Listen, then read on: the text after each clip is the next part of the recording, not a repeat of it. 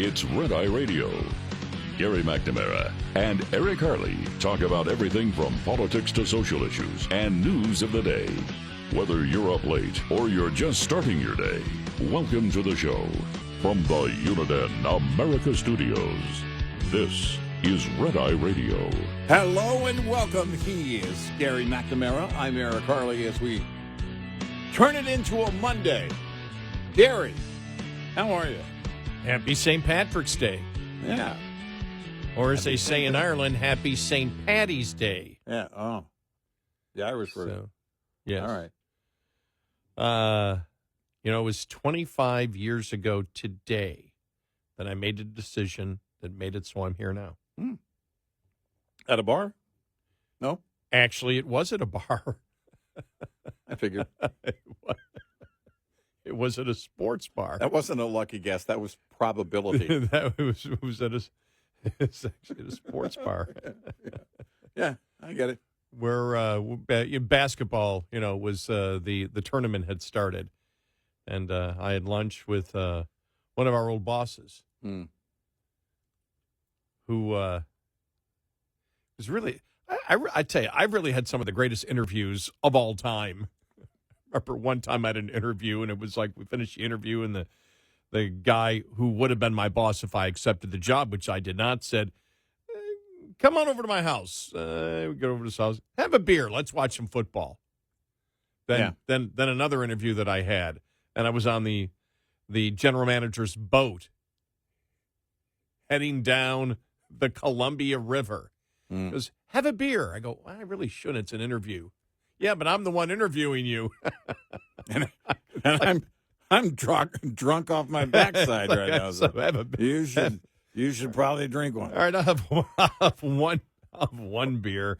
But this was you're fired. our old boss Bob. And what happened is I came in for a couple of days and I filled in. They paid me to fill in. They paid me to fill in. And so we after the show was over went to sports bar. I can still remember the topic. The topic was, can you believe it? Gasoline prices are up to $1.61 a gallon 25 years ago today. That was in Texas. I don't know what it was in other places. But yeah. And so we went to this sports bar, and he had tried to hire me, I think over the last probably 5 years, 2 times before. So we sit there. He said, well, I'm not going to offer you the job. Well, that's interesting. Because I've offered. What are you, drunk? Because I've offered you a job twice, and you've turned it down both times. So you let me know if you're interested. So you need to beg for it. He's going to let me know if you're interested. When I see tears, I'll know you mean it. It was so funny. Well, I said, I felt really comfortable, and if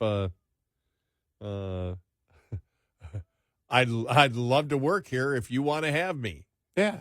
Well, I don't. Get out. And he said, well, we haven't discussed pay yet. And I said, well, if you want me and I want you, we can work that out, right? Yeah. And we did. And so that's how I ended up at WBAP here in Dallas, which Fort Worth. Well, I guess they're Dallas now, aren't they?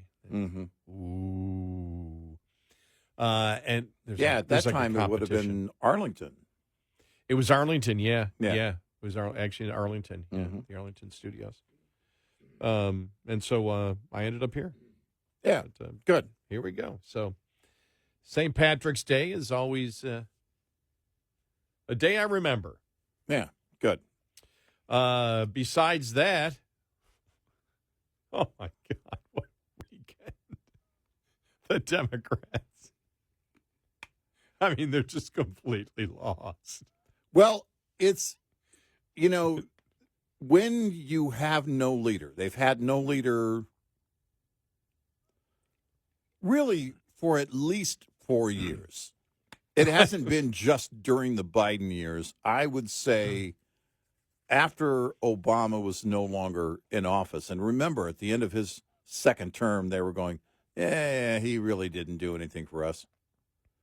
And now you have it because Obama wasn't given the ex-president treatment like a lot of ex-presidents by their own party. You know, when you serve 2 terms and you're no longer president, there's usually a lot more adoration. And the liberal activist media kind of, sort of. But really, there was none of that adoration. Everything was focused on the hatred for Trump, making up everything from the Russian hoax to, the entire gamut of things they threw at Trump during those years. So they didn't have a leader. And they still don't. You think about it, Schumer. I mean, he's their leader in the Senate, but who's the head of their party? I mean, who's the leader of their party in that they're the future of the party, and also they're moving in the direction the party is going? Because the party doesn't have direction. I would say that I agree with you. They don't have leadership, but then leadership usually, if you look at leadership, for example, in the Republican Party, you have Trump, who is the leader, but it's based more than just him as a person. It's based on everything that he has talked about since 2015, 2016, which for the most part has remained consistent. Mm-hmm. And so you look and you say, all right, Trump, well, what does that mean? Right. Well, we like him because he won his club championship the other day. No, right. Not really. We like him because he yells at liberals. Well, okay, maybe a little bit, but that's not why people voted for him. We like him because he's rich. Nope. No. No. You must hate him if he's rich. Right. I'm kidding. I mean, his success story, you can have your discussion about that, but no, that's exactly where I was going with the left. It's based on the ideas. Yeah, it's based on the ideas. It's to have the leader of a party, which is why I brought up, the fact that there are no issues. What does the party believe in? Everything right now still is what they're fighting for are the most radical ideas, and most of America does not connect with them. And so who wants to be the leader of that? But not only that, the way that they have, through identity politics over the years, just kind of segmented their own, more and more every day, their own party, their own rank and file, called them out. If you disagree with us, if you even have a question about what we're doing, we'll come after you. We're the mob. We will intimidate you into getting into line. Well, who wants to follow that? A political party eventually has to put in ideas that unite people together. Mm-hmm. And the Democratic Party over the last 40 years has been involved in identity politics, which can only divide. It's the only thing it can do. The only thing the radical transgender movement can do is divide. Mm-hmm. When everything that you believe in divides, and when your actual purpose as a political party is to divide, and you admit it's to divide, victim, oppressor, judge people by groups, not individuals.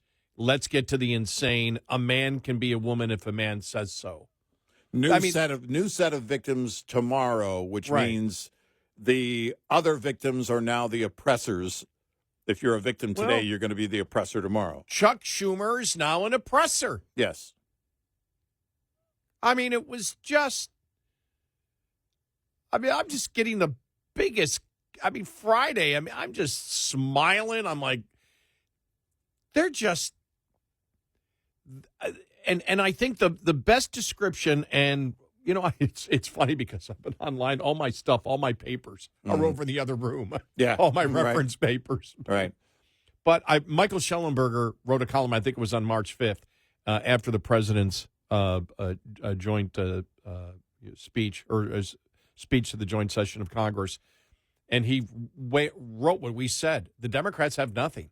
What do they have? Tell me an issue that they have. They don't have one issue, except, we're against Trump. You said it last week. You're the one that first came up with it. You said, wow, Democrats could get, because this is when we put on our political hats. Not that we agree with where the Democrats are trying to go, but you said, it goes, wow, Democrats can simply come out and say, this continuing resolution funds all of the Biden. Right. Everything Biden wants. In fact, NPR came out. NPR came out and said, thank you so much to the bipartisan group of the bipartisanship in Congress, both the Republicans and the Democratic Party, that make sure we have $500 million in funding that takes us all the way through 2027. Yeah. Not exactly what Republicans wanted to hear. No. Republicans are like, shh, we're just trying to get through this thing, Right. whatever. Well, because they thought it was going to play out to where you corner the Democrats and dare them not to pass it, which is how it played out. But the Democrats could have handed that back to them easily. Yeah, they could have handed it back and said, thank you so much, Republicans, for funding everything that the Biden administration has wanted, including this, and this. And they could have at least attempted to get a draw on this entire thing, saying, oh, yeah, we're going to vote for it, because what you do is you look for where the other party is arguing. Right. And the other party is arguing right now, and with the other party would be the Republicans, are arguing, and we're not right now, they aren't, but back last week they were arguing, should we be attempting to cut now? Because people were talking about what Massey was talking about. They were talking about what Rand Paul was talking about what we were talking about. Are there going to be the beginnings of DOGE? Are we going to see the beginning of cutting? And if not, why not? If we're cutting all this money, and you saw that narrative all over the place until Democrats just poof, yeah. And then it just stopped. There was really, you think about it, we got out of here, on Thursday, you started seeing not a lot of talk about Trump. Then Friday, hardly any talk about Trump. Saturday, no talk about Trump when it came to the budget and DOGE and stuff like that. Maybe the attack on the, going after the Houthis and the ISIS leader in Iraq being killed, those kind of things. But those things didn't harm him at all. In fact, people are, okay, there he is doing what he needs to do. The Venezuelan gang members going back to El Salvador. Mm-hmm. Oh, somebody asked me, why are the Venezuelan gangs going back to El Salvador? Because we're paying El Salvador to take them. Mm-hmm. And put them in their prison, just so people know. Get them out of this country and put them there. Right. I think it's $6 million is what we're paying for the 300 to do it. And then, that was a little bit of a story of the judge. But it's like, it's not going anywhere. We'll have the audio cut with Marco Rubio talking about what Mahood Khalil, wanting to kick him out of the country. And it's like Margaret Brennan asking this question. I'm like, you're not going to win this. You can't win this. You absolutely cannot win this politically. And it's as if we said it last week, and I think it's true. And I saw a few other people make the same case. It's just insane rage. Whatever the other side's doing, you just rage. You have no solutions. You really can't convince the public of your opinion, yet you just keep pounding it. Well, it's almost as if you don't want anybody to know what your cause is with the protests on Khalil, too. The same thing. It's we don't want, we really don't want anybody to know what's at the heart of this. Because when you go do the fact finding, you understand, oh, man, they absolutely should be doing this. It's like it was said, I think Marco Rubio was one of those that said it. If you're coming across and asking, applying for a visa, and you openly state, oh, no, I'm going to be protesting in favor of the enemy while I'm here, you don't get in. And I'm going to be the spokesperson for the people that take over illegally buildings on campus. Yeah. Sorry, you're not going to get in. You don't get in. I have a number of friends, a couple of them musicians, who come over on visas, and they tell me about how difficult it is and what they have to go through. And it's like, my gosh, it is crazy. But it's a process in place to design. It's in place and designed to protect Americans and American interests. You come over and go, Yeah, I want in. I'm going to be a radical protester in favor of your enemy. Can I get in? Can I get in? Try that with Iran. Hey, Iran, listen. I'm going to come over and I'm going to wear Make America Great Again caps all the time. And I'm going to be in favor of American interests against Iran. Can I get in? Well, and they asked the questions like to the Trump surrogates in some type of confident arrogance, as if, well, this is obviously the correct opinion that he should be allowed to say. Yes. They matter of fact, instead of yada, yada, yada, they matter of fact it. Well, of course he should be able to say. Why? Well, because everybody knows. Well, knows what? You know everything. Yeah, and they just kind of. Freedom of speech, First Amendment. Yes. How does it apply to being the spokesperson for a group that's taking over a building illegally? He's in college. He's educated or becoming educated. What? I mean, as if all these things are justification for this. It's insane. The Democrats, by the way, on that spending bill, another opportunity I would have, on top of that, of what we said they should say, I also would have added, and I'm glad that the president and the GOP see that this silliness at DOGE is all talk. They're not about to do this. They didn't introduce any of the DOGE items, and because they know they're just crazy. This is crazy talk. And so I'm glad that they see to it to not introduce anything from DOGE. They're so insane in their rage, there is no connecting any dots at all. Yeah, no, that's it. They really can't do anything. They're inoperable right now. They really are. 866-90 Red Eye. This report is brought to you by Shell Rotella. With advanced synthetic technology, is designed to help keep your rig running with more mileage and less maintenance. It's not always easy to spring back from the harsh days of winter to warmer months ahead. From de-icing chemicals to hidden debris underneath snow and ice, winter conditions can do serious damage to your truck. Here's a must-do maintenance check to help you minimize downtime and stay rolling. Have your wheel alignment checked to set you up for a safer and smoother ride. Driving with incorrect wheel alignment can result in reduced performance, tread wear, and steering issues. While you're at it, make sure your tires are properly inflated based on the load you're hauling. Underinflated tires can impact your fuel economy and result in blowouts. Get in touch with Red Eye Radio, toll free at 866-90 Red Eye.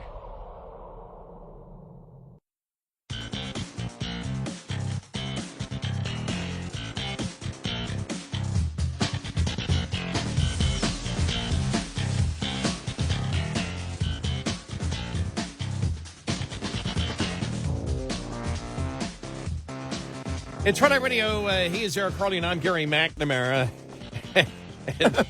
and then, by the way, coming up following the bottom of the hour, just a ton of headlines that some of these could be the Babylon Bee. And I'm just reading headlines to you during the break and just laughing, going, "Oh my God, this is exactly just great." By the way, we're not drinking. It is St. Patrick's Day, but we're not drinking. We don't. To be clear, we don't need to. No, we don't. We're intoxicated on from the Democrats' insanity. I mean, it's just everything that I saw this week, and then as they're digging a bigger hole, then the CNN poll comes out.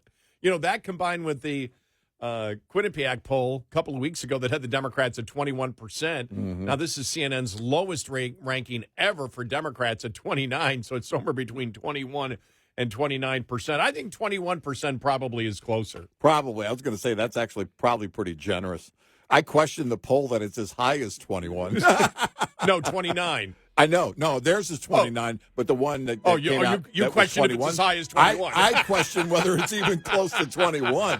Well, when you saw the one poll, 40% of Democrats disagree with the Democratic Party right now. Yeah. That might be the case. Yeah.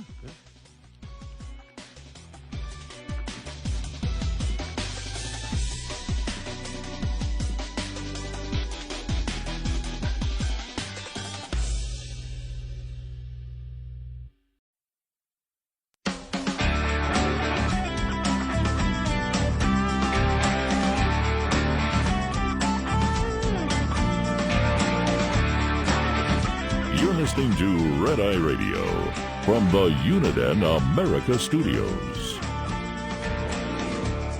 It's Friday Radio. He's Eric Harley, and I'm Gary McNamara. Welcome and good morning. Yeah, here is this is Marco Rubio on with Margaret Brennan. What did she say a couple weeks ago? What was the absurd thing she said? Oh, I'll think about it during the. There's so many things she has said. Yeah. I forgot what she said a couple weeks ago, which was like, "You still have a job?" Yeah, right. It was just so dumb. But here she is with Rubio yesterday. Is there any evidence of a link to terrorism, or is it just his point of view? Yeah, they take over. I mean, you should watch the news. These guys take over entire buildings. They vandalize colleges. Intensely. They shut down colleges. I'm asking about the specific justification for the revocation of his visa. Was there any evidence or material support for terrorism? Was the negotiator negotiating on behalf of people that took over a campus, that vandalized buildings? Negotiating over what? That's a crime in and of itself, that they're involved in being the negotiator, the spokesperson, this, that, the other. We don't want it. We don't need these people in our country. We never should have allowed them in the first place. If he had told us, I'm going over there, and I'm going over there to become the spokesperson and one of the leaders of a movement that's going to turn one of your allegedly elite colleges upside down, people can't even go to school, library buildings being vandalized, we never would have let him in. We never would have let him in to begin with. And now that he's doing it and he's here, he's going to leave, and so are others, and we're going to keep doing it. Is there any evidence? Oh, sorry. I clicked it over. I let it go again. But I love the part. You should watch the news. We covered it extensively. Well, no, apparently you didn't, or apparently you didn't watch that from your own company. I mean, it's it really is. The activists now feel like, I'm guessing here, in these newsrooms, that they're just going to have to go harder, right? They're more inspired to just fight at every turn. But they are so out of step with reality, out of touch completely. And they don't see it. They don't see it. There's every right for them to pull the visa here and deport him. Every right. You don't get a visa because you say so. This is the thing, though. Remember the first Trump term, when he hit the pause button on people coming from certain countries. And those countries, by the way, were the ones outlined by the Obama administration. And he said, we're going to hold it for 90 days. And the left lost their ever-loving mind. Anything he touches, they just scream like children. This is further indication that they are not just radical, but they're clueless, and they have no leadership. There is no leadership whatsoever. None. It's, in the White House with Biden, the auto pen was like the conch. Whoever's holding the auto pen has the power in that moment. That's kind of, that's the way I'm thinking it went. Jake Tapper has it, or Jake Sullivan has it today. Maybe it could have been Jake Tapper at one point. I don't know. Jake Sullivan's holding the auto pen. Dang it, that means he's president right now. There's zero leadership. None. And there's no direction. As you pointed out earlier, in order to have leadership, you have to have direction. Because when you have that direction as a group on the ideas, then someone will inevitably rise to the top that is carrying that torch the best and is the next hope for whatever, White House or governor in a certain state, whatever it might be. I know what it was. When she said, was about 4 weeks ago, that the Nazis came to power because of free speech. Oh, yeah. The whole free speech. It was thing, like, what the hell are you talking about? Yeah. And so she sits there with this arrogant confidence as she's burying herself. Yeah. And that's what's going on right now with the left in this country and the Democrats. I'm telling you, seriously, on Friday, after we had done the show on Thursday and we knew at that point that Schumer was going to vote, we didn't know how many votes they were going to get for cloture. I think they got 62, 63 eventually for it. And then to watch the response, and it's right now, it's just absolutely pure rage. We'll get to this in more specifics in just a little bit, but look at this. This is one article, National Review. Anger is not an argument. Yeah, right. Does anyone know what a Nazi is? If not, if Elon Musk is considered one. Think about this. The same thing being thrown at him again. This one here. Listen to this. Representative Jasmine Crockett of Texas hit back at criticism of the Democratic viral Choose Your Fighter video during an interview on CNN on Sunday, arguing it was important for Americans to see that they are real people. If you've got to defend that video, you've already lost. Yeah. I mean, I read that, and I read that first sentence. I burst out laughing yesterday. I'm just like, you got to be kidding me. If you're defending that video, you've already lost. Yeah. Move on. Yeah. Don't talk about it. Don't ever bring it up again. If somebody else brings it up, you say, oh, we were just having some fun. Yeah, just and then move on. Or just say you were drunk. We would all get it. Yeah. We were really drunk. That was just that was a bad day. Then I saw this all of it relates to just the stupidity of the Democrats right now. Longtime Democratic strategist James Carville reacted to a bride on Netflix's Love is Blind, leaving her groom at the altar for not being woke enough, telling liberals to get over your moral superiority. On what issue? Right. Wow. Carville, a Democratic strategist who has been married to Republican strategist Mary Madeline for over 31 years, reacted to Love is Blind dating contestant Sarah Carton leaving her fiancé at the altar over political differences, telling Fox News that liberals need to get over their moral superiority. Get over your preening and your moral superiority, Carville advised single liberals like Carton who are looking for love. No. I disagree completely. Yeah. Liberal women, be very, very loud about what you think and how you think. Very loud. Yeah. Oh my gosh. And then this one. The reason Tesla doesn't pay income taxes, you heard that. He doesn't pay any income taxes. Elon Musk company's profits from green energy tax breaks passed by Democrats. Of course. I mean, when you think about that, too, the far left torching electric vehicles. Yeah, right. Torching charging stations. Right. I mean, it's just you're shaking your head going, wow, this is truly a bizarro world that we live in. But when you get down to it, and Michael Schellenberger, the former Democrat, when he wrote a column after Trump's speech, and he just said what we've said, the Democrats have nothing. We talked about it when Kamala Harris is in. What is she going to promote? Oh, she's taking all of Trump's positions and saying Trump truly doesn't hold those positions. In fact, he's not going to be tough on the border. She's going to be tougher on the border than he is. At that point, we said, wow, Trump is the great uniter.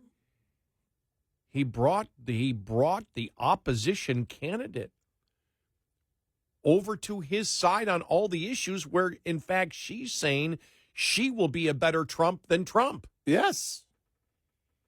And that didn't go over too well with a lot of Democrats. And now it's just pure rage. It's just anger. It's like, what are you upset about? He's agreeing with Trump. I'm waiting for Democrats to come out and say we should end the EV mandate because it will only favor Tesla. Well, fortunately, Trump's already got rid of the EV mandate.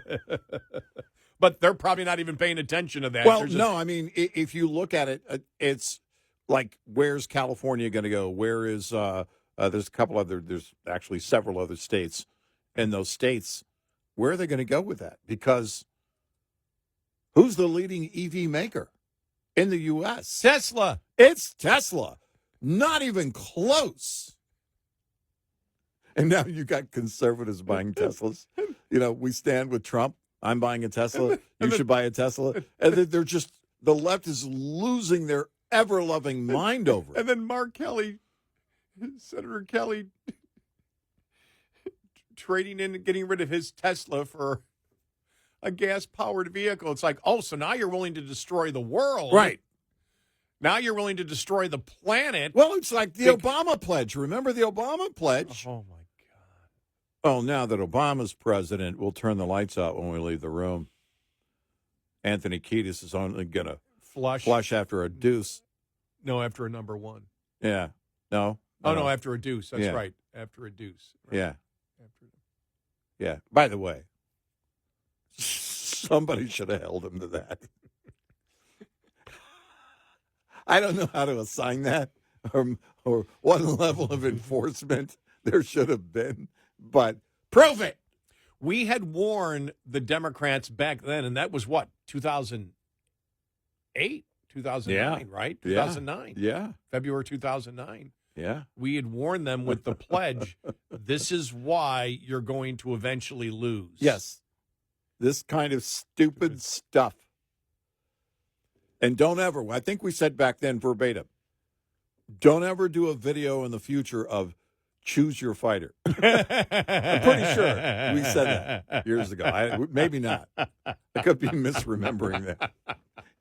Whatever you do, heed this warning. Write it down now. When you have to come back, though, a week later and defend it. Oh, my God. No. Choose your fighter showed that we're real people. We're real. We really are. We're real. We're real. Here's the thing. I would have done a Senator Warnock on that. I don't even know what you're talking about. I don't even know about anybody who knows about a choose your fighter video. It doesn't even exist. And then you know how they're doomed? Yeah. When the list came out, we were looking at the list last week. Here are the 12 Democrats who should run, and Warnock was like number 4 or 5 on the list. Right. It's like, oh my God. Yeah. You're completely lost. No, they are. This is the total lack of direction. It's the total but they've, again, when you go through an actual presidency, alleged presidency, the Biden years, and there's nobody in charge. And it's like I said, they all felt empowered because they all felt like at some point they were in charge. They're the boss. I'm the boss, like AOC says. I'm the boss. I'm the boss. They all felt that because they knew then Biden's not in charge. So they all felt like they were the leader. And this is the same thing that's going on right now. There is no direction because with this kind of radical behavior, everybody has to have the biggest hero cape. Their virtue signaling contest continues and gets bigger and bigger and bigger. Well, when you have that, it is so competitive, you can't possibly choose a leader. They're not going to, I don't believe it. I think it'll be a long time, if ever in my lifetime, before they get back to the kind of euphoria that brought them together surrounding Barack Obama in 2008. But that was based on what? The color of his skin. That euphoria was based on the idea of having the first black president.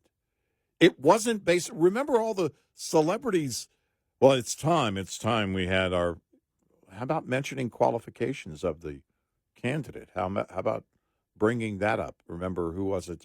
Tom Hanks did a 9-minute, almost 10-minute video. Never once mentioned any qualifications. Yeah. It was about the color of his skin. So, but those days are gone. They can't unite around anyone because they're all too busy virtue signaling, and they're in a contest trying to be the one who's the angriest or cares the most. That's it. 866-90 Red Eye. We'll be right back with more Red Eye Radio with Eric Harley and Gary McNamara.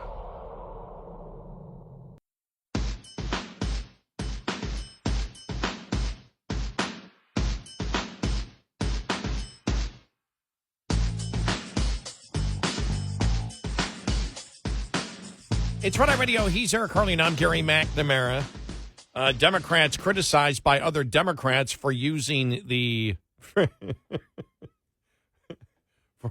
the racist filibuster. We'll get to that coming up here in a little bit. Plus, wow, Republicans really and the president really going to go after the auto pen thing.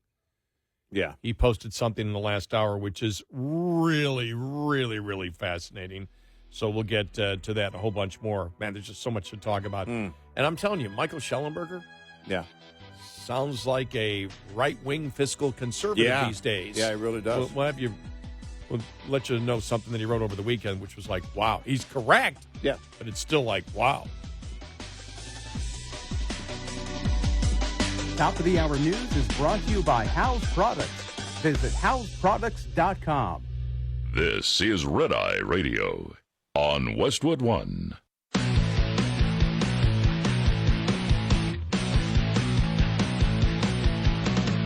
Now, it's Red Eye Radio. Gary McNamara and Eric Harley talk about everything from politics to social issues and news of the day. Whether you're up late or you're just starting your day, welcome to the show. From the Uniden America Studios, this is Red Eye Radio. All across America, we are Red Eye Radio. He is Eric Harley, and I'm Gary McNamara. Welcome and good morning. This just in the last hour and a half or so, from Trump, from Truth Social. You ready for this? Here we go. The pardons that Sleepy Joe Biden gave to the unselect committee of political thugs and many others are hereby declared void, vacant, and of no further force or effect because of the fact that they were done by auto pen. In other words, Joe Biden did not sign them, but more importantly, he did not know anything about them. The necessary pardoning documents were not explained to or approved by Biden. He knew nothing about them, and the people that did may have committed a crime. Therefore, those on the unselect committee who destroyed and deleted all evidence obtained during their 2-year witch hunt of me and many other innocent people should fully understand that they are subject to investigation at the highest levels. In fact, they were probably responsible for the documents that were signed on their behalf without the knowledge or consent of the worst president in the history of our country, crooked Joe Biden. Yeah. That was about an hour and a half ago on Truth Social by President Trump. Very interesting because you open this can of worms that is the auto pen, and they should, by the way, they should pursue this heavily. Then eventually, I mean, because you've got to get to the bottom of, was he present? What was signed? What all was signed by the auto pen? I think the shorter list may be the things that weren't signed by auto pen. And who had control of the auto pen? I've just upped my offer. Well, not my offer, but a publisher should up their offer to $10 million for anyone who will write a book with their name attached to it from inside the Biden White House as to what really happened. Because this is simmering right beneath the surface. I mean, look, there's a ton of other things out there that people are concerned about, but this is really interesting because you think about it. This is a movie. Yeah. This is This is Dave. Oh yeah. Well, yeah. It's so bad because the question would be, who writes that book that wasn't a part of it? That's another good point. Yeah, because if you write the book, then you were a part of it. In order to be believable and have credibility, then you were at a level that was likely a part of all this. Yeah. You and I forgot what it was that during the Biden administration where they attacked or did something, and I can't remember what it was. And I looked at you, and I said this on the air, and I said, there's no way that Biden was sitting in a room and fully understood what the Pentagon was doing that day. It was the Iran thing.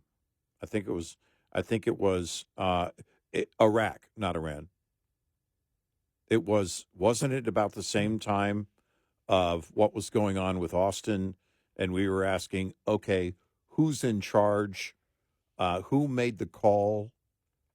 It was a military operation. Military operation. And it was pretty complicated. I think it was in Iraq. And I looked at you and said, there's no way Biden's sitting there and comprehending exactly, what the military strategy is of the United States versus our enemies. Right. There's no way he understood what was going on. Right. And I asked you, I remember saying, who authorized it? And maybe it was the same time. I can't remember. It was the same time as Austin disappearing. I think it was shortly after that, and would have been at the time that he was, I don't know, either still in the hospital after the procedure or recovering.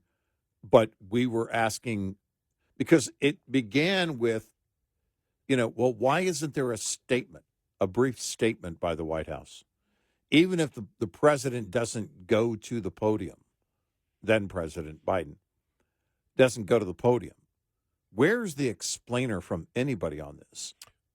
Well, and you need to explain precisely how the auto pen is used and how the auto pen can be abused for somebody like Biden, who clearly had lost cognitive abilities to discuss even the simplest things. And so you ask the question, because this goes to the entire Biden administration, and this is a can of worms that the Republicans do want to open up, because can you imagine this? The Democrats in the White House, this is where you can get to. People already know that Biden had massive cognitive problems. Everyone knows it. Right. There isn't anyone that doesn't know it. I mean, now the mea culpas are, coming. Jake Tapper wrote a book on it. Yeah. And so we all know he wasn't. Well, if he wasn't, then you can question everything that was AutoPen at that point. Right. And I'm not just talking about the pardons, pieces of legislation, vetoes, anything. Was the president actually in charge? Right. And there's not one Democrat listening right now that can go, absolutely he was. And that question being there is what gives the Republicans the political permission to open this thing up. Yeah, because there really is no blocking it now. Up until, I don't know, sometime in December, really when the Wall Street Journal thing came out, when that fell out, and then the media, the liberal activist media started to do the turn, well, maybe we underreported it. Why did we underreport it? And then, of course, now, the Jake Tapper book and all of these things. Who's left on the left to defend it that isn't named Biden? To defend Joe Biden. And to claim that, oh, no, he was fully in charge. Has anyone from the previous administration said anything over the last week since this AutoPen story has come up? No. They might have said something and it got buried by all the other stories. Well, I'm going to look for it, but I have not seen it. No, that's a good point, because if they did, that would have made the news, because the liberal activist media is looking for anything to defend Joe Biden. They're going to go out there, or maybe they're not, and they're going to float. That would have floated to the top. I don't remember it happening. Someone may have, scoffed at it on a podcast somewhere, but I don't remember anybody. Here it is, New York Post. Here's the headline from over the weekend. Biden sources suspect key aide may have abused AutoPen as Trump's far more restrictive signing rules revealed. A key aide to former President Joe Biden may have exceeded their authority by liberally using an AutoPen to sign official documents, according to two former White House sources, as President Trump's aides have set up a far more restrictive rules governing the use of the mechanical device. A document obtained by the Post outlines the narrow set of circumstances in which Trump's signature can be affixed to documents following controversy this week, kicked off by a Heritage Foundation analysis of Biden's signatures on various records, including last-minute pardons.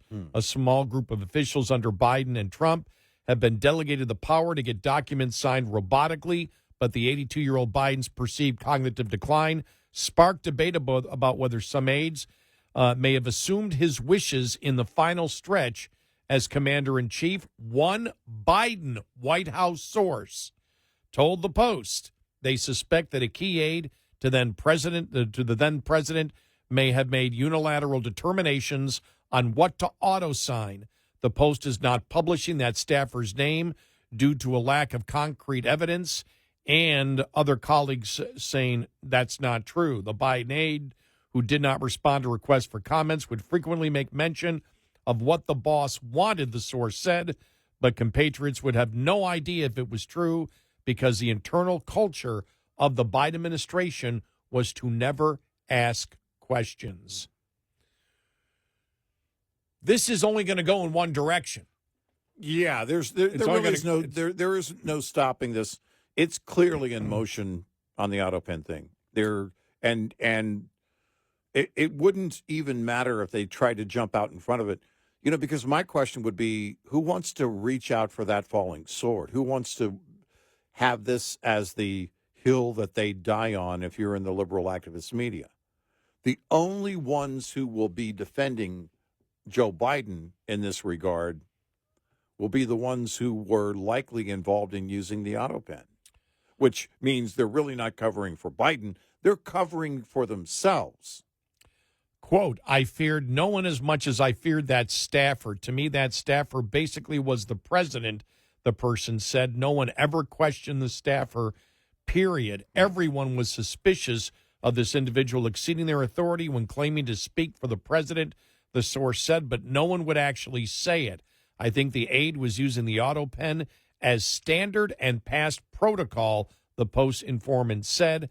There is no clarity on who actually approved what POTUS or the aide wanted. A second Biden White House source agreed that the person was suspected of assuming the then president's positions and handing down orders without it being clear that if they actually had communicated with the commander-in-chief.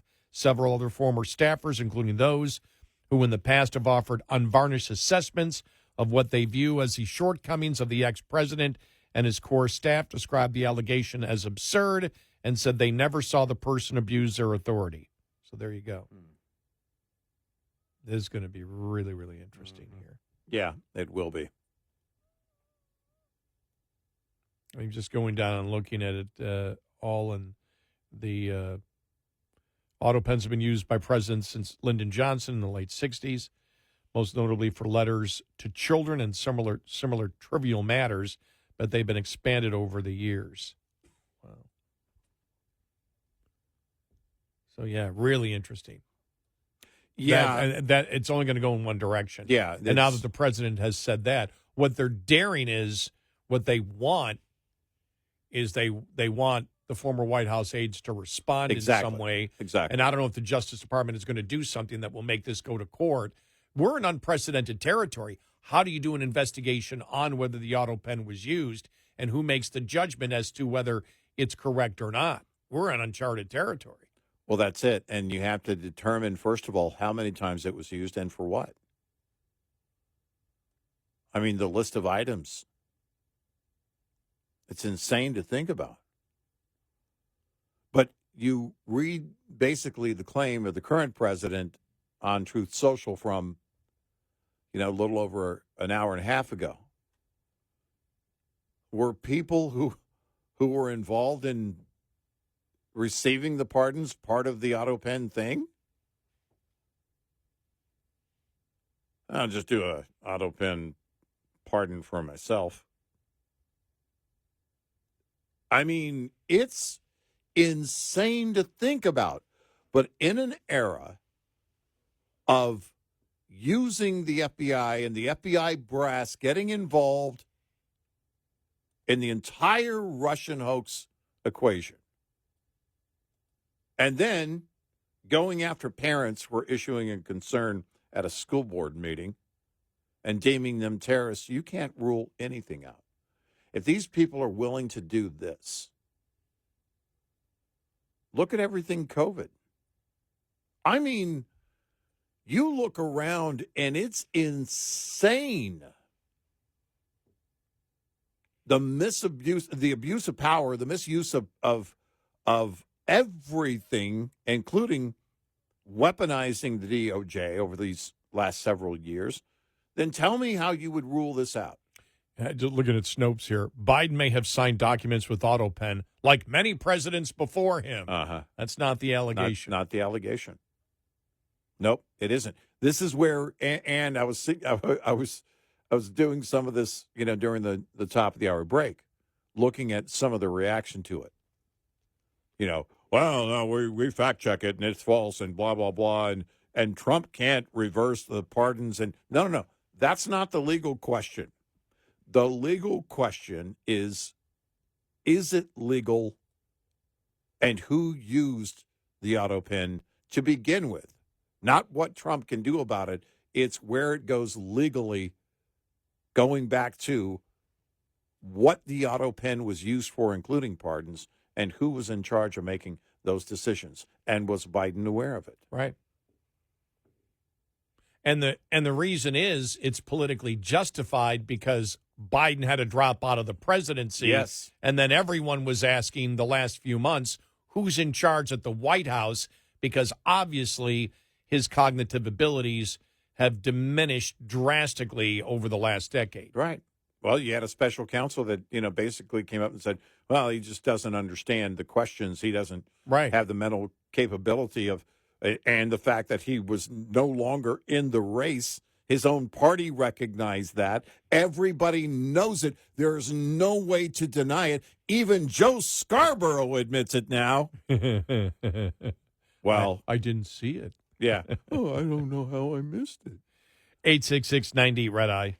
Brought to you by FPPF, Fuel Power Max. Most owner-operators leased to larger carriers are paid on a per-mile basis or a percentage of revenue per load. The per-mile basis is most prevalent among larger fleets. Percentage at smaller. Pay per mile tends to dominate discussions about pay just because it's easier to measure, and pay per mile often is wrongly used as the deciding factor in leasing to a carrier. While pay per mile can be a vital factor, it's not a cure for every ill, nor does it mean a big settlement check is coming an owner-operator's way. Why? Because pay per mile always must be considered in balance with gross revenue as well as total costs. Gross revenue can include flat mileage pay that varies by length of haul, percentage revenue pay, and more. Most importantly, though, for every revenue dollar generated, only part of that dollar is profit. But for every extra dollar of cost saved, the entire dollar contributes to profit. Knowing and understanding your cost to operate is fundamental to understanding the true value of any pay package. Owner-Operator Business 101 is provided by Overdrive's Partners in Business program. Go to overdriveonline.com to the Partners in Business section of the website for more details on this and many other topics. Brought to you by Shell Rotella. With advanced synthetic technology is designed to help keep your rig running with more mileage and less maintenance. Coming up, more with Gary McNamara and Eric Harley. It's Red Eye Radio.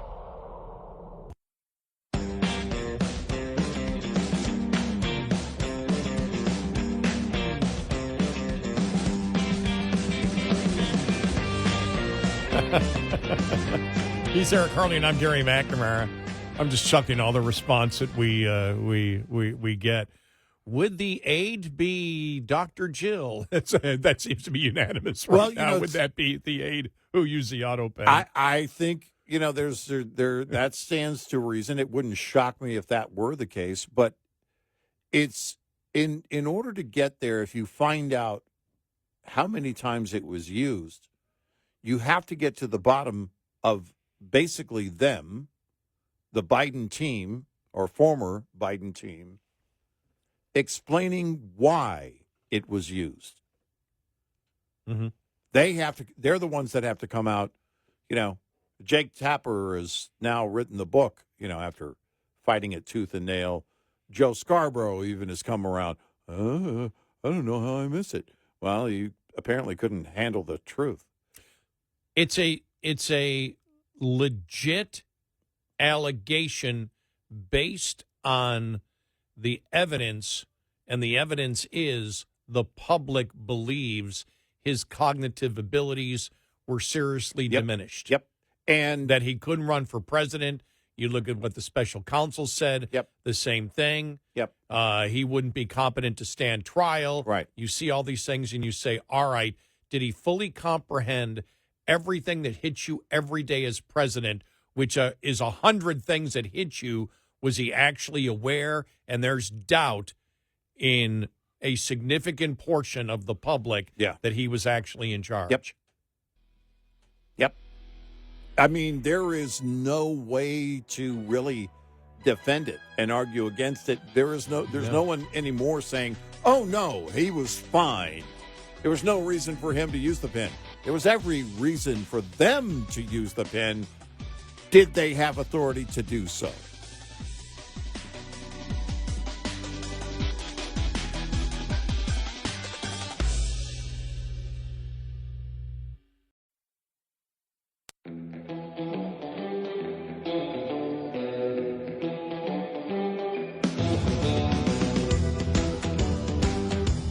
Catch all 5 hours of the show live every night on the Red Eye Radio app. Available in the App Store. Red Eye Radio. And he is Eric Harley, and I'm Gary McNamara. Welcome. Happy St. Patrick's Day to everyone. Yeah. We hope it's a safe celebration. Yes. Yeah. Celebrate Socialist Ireland. Right. Celebrate Woke Ireland. Yeah. You and Rosie O'Donnell. The two don't fit. Yeah. Woke and the Irish should never be in the same sentence. Ever. Well, in a few years, then President Rosie O'Donnell. Irish President Rosie O'Donnell. Oh, God. Yeah. Then we can get into the whole Irish Spring thing. Manly, yes, but I like it too. Wait, are we still talking about Rosie O'Donnell? Never mind. Oh, man. I'm telling you, it was seriously, Friday was just, I was laughing the entire day. And then it just continued through Saturday and everything else. I mean, the left, I guess it's the most interesting political question that I think is out there. And that's, where do the Democrats go? We know, I know, what do you mean? The most interesting thing is what the Republicans and Trump is doing. Yeah. The fact that he's actually doing a ton of these things is, especially when you look at DOGE, for example, is just amazing. I'm just talking about interesting as to what where the mystery is. Yeah. And with the Democrats, it's, where are they going to go? And I kept asking that to myself on Friday and Saturday and yesterday. Where do they go? Where do they go? Yeah. With a sense of humor to it, because the more they try to analyze what's gone wrong, the more they continue to go more wrong. Does that make sense? Yeah. No, that's basically it. The further they get into it, the harder they fight, the wronger they are. Well, it's, reading here, Dan McLaughlin, National Review, anger is not an argument. That's it. That's it right there. There's a rolling debate among Democrats right now about how to communicate their opposition to Donald Trump. The challenge is to communicate with two different audiences simultaneously. Mm-hmm. A Democratic voter base that is already persuaded that Trump is terrible and wants to see vivid demonstrations of urgency and opposition. Right. A group that Democrats want to keep motivated, and the persuadable middle of voters who need convincing to turn against Trump and the Republicans. One of the recurring themes we see a lot from elected Democrats, pundits, and agitated supporters on social media is the notion that Democrats need to get angry, look angry, and sound angry.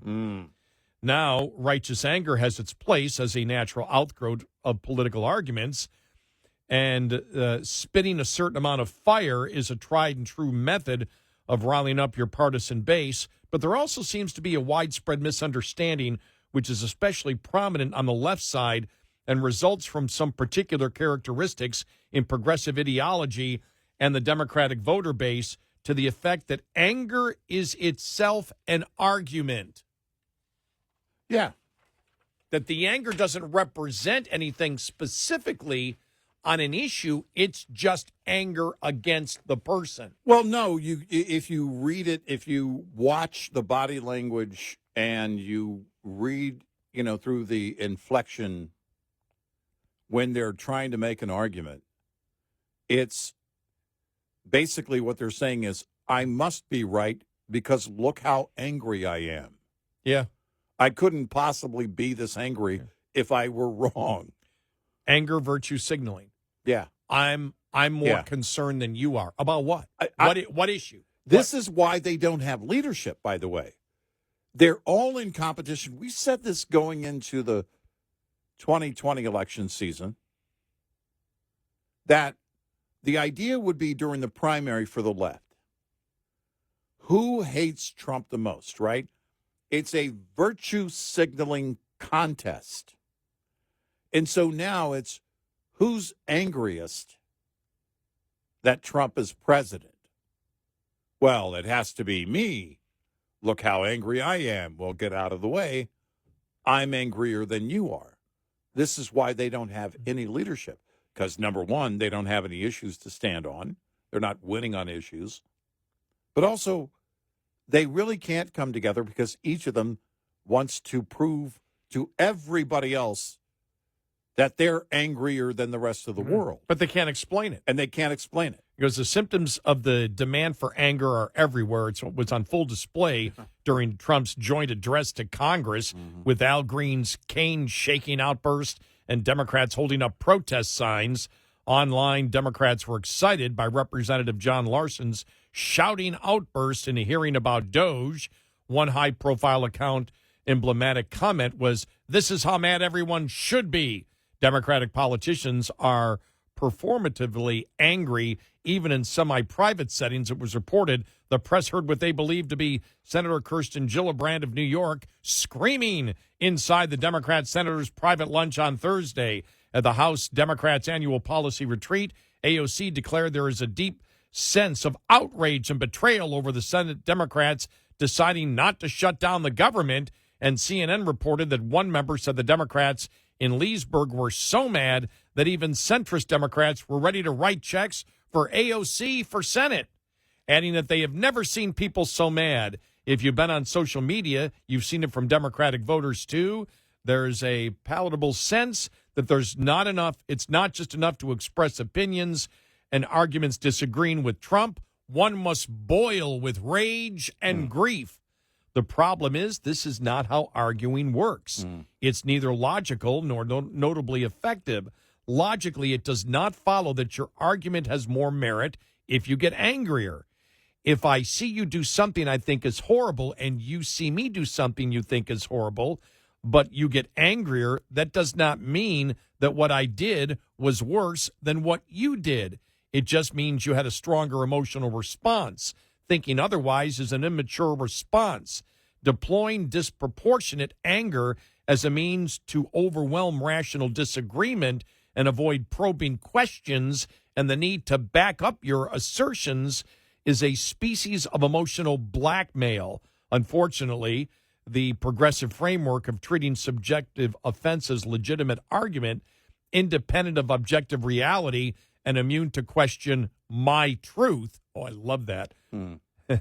Exasperates the temptation to deploy anger as a substitute for argument.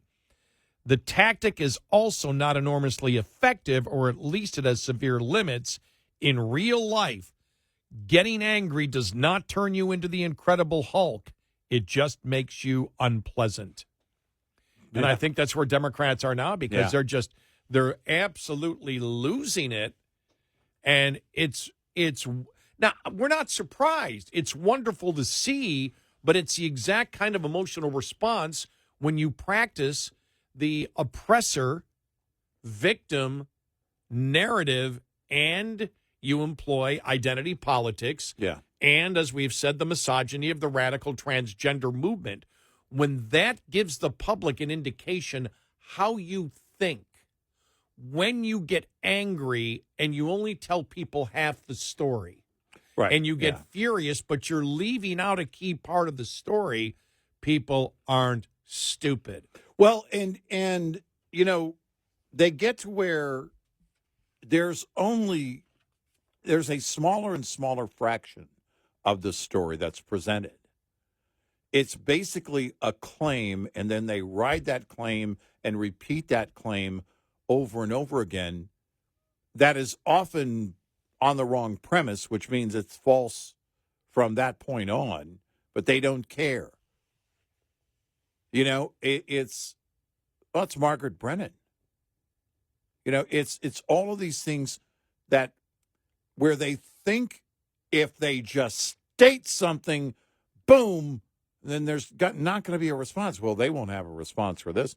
And then somebody like a J.D. Vance or Marco Rubio or Trump or somebody hands them the response, and then they go, yeah, but, and they restate what they just stated. They don't, it's really not an argument. They just, again, if they can combine some kind of statement with anger, whatever it might be, it doesn't matter that it's on point. Clearly, it doesn't matter. They never are on point these days. When's the last time they got anybody on the right? When's the last time they were able to defeat anything from the current administration? I mean, it's at every turn. At every turn. They're getting beat at every turn right now, which is why I thought it was amazing when I saw Michael Schellenberger from, I think it was May 5th, where he just, March 5th, when he wrote, he said, they're not right on anything. Yeah. That's right. The problem. They're not right on anything. Right. Any of the major issues, they're wrong on everything, which you and I said it. They knew it when Kamala Harris took over for Biden and took Trump's positions. Remember when you and I sitting here, I can still remember. It was like, because it happened on Sunday. It was the Monday or Tuesday of that week. Mm-hmm. And they're running the ads. Trump isn't serious on the border. Harris will close the border and make it secure. Yeah. And we're watching this. We played it on the air. Does anybody buy this? Does any Democrat buy it? Nobody bought it. And that's the problem that, you know, now, as we found out, the Democratic Party does not hold any of those positions anymore. They never did to begin with. Well, it makes me wonder if her auto pen wrote that commercial.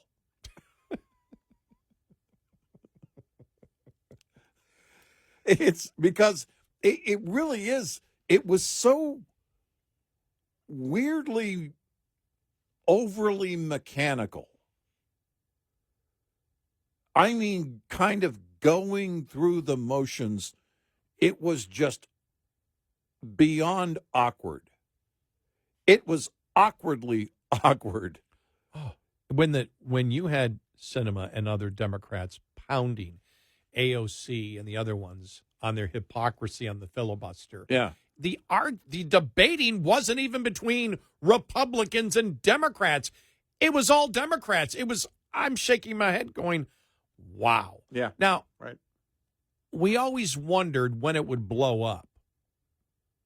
I figured eventually it would. I didn't know when it would because they always stuck together. I didn't think a continuing resolution is what would blow everything up. That's a good point. And a continuing resolution where you could make the argument, you know, because that's what you're looking for. This is only basically 6 months of funding. This isn't the war. Right. But the battle, you could say, Republicans voted to fund everything that Biden wanted funding. NPR, for example, came out and thanked both Republicans and Democrats for funding them through 2027. Right. After all this talk that we need to get rid of government-funded media, and that happens, and it's like, that's a weak spot for Republicans. Democrats didn't take advantage of any of it. They just blew it all up when they could have had that argument, which gets them at least some breathing room to try to figure out what to do. Right. Exactly. No. Sorry. They're so enraged. Couldn't do it. And the media would have helped them do it, too. I know. I know. And they could have added on, you know, again, and we also know now that they're not serious about this DOGE thing because they know how much pain it would inflict if we were to make these DOGE cuts. I mean, they could have turned the whole thing against the GOP. Now, they still wouldn't have won, No, but it would have right. been much better than the way they handled it. Yeah. They came across as completely dysfunctional and Republicans as willing and keeping everybody together in order to govern. Exactly. Because what you do is you get the focus back on the GOP. Well, you didn't make any real cuts. This isn't really cuts. You can't claim anything. You didn't include DOGE. You didn't include, going back to what the GOP was debating within their own party. Right. And then you throw the debate back over there. That's all you're trying to do. And they couldn't do it. That's just weird. It is. Well, that's what rage gets you. Yep. 866-90 Red Eye. Lines open for your calls. 866-90 Red Eye on Red Eye Radio.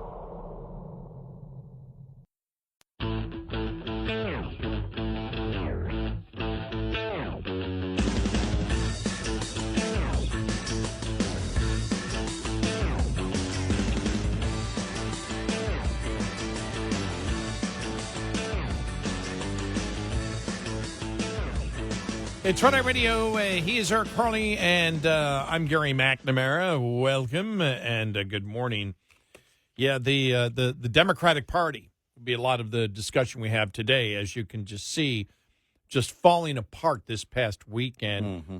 Never thought it would be a continuing resolution that would do it, but you think of how the Democrats stuck together for such a long time on every issue. Yeah. No matter how many people, said, man, we don't, how many Democrats said, well, we don't like this, but we need to stick together. And then, boom, it blows up over this. Right. I think it's blowing up. I think this was just the straw that broke the camel's back. Yeah, no, I think you're right. And we'll get to that coming up.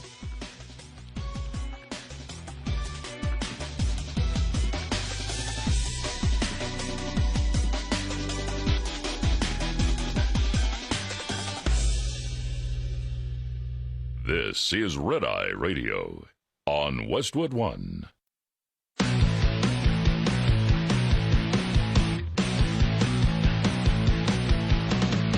Now, it's Red Eye Radio. Gary McNamara and Eric Harley talk about everything from politics to social issues and news of the day. Whether you're up late or you're just starting your day, welcome to the show. From the Uniden America Studios, this is Red Eye Radio.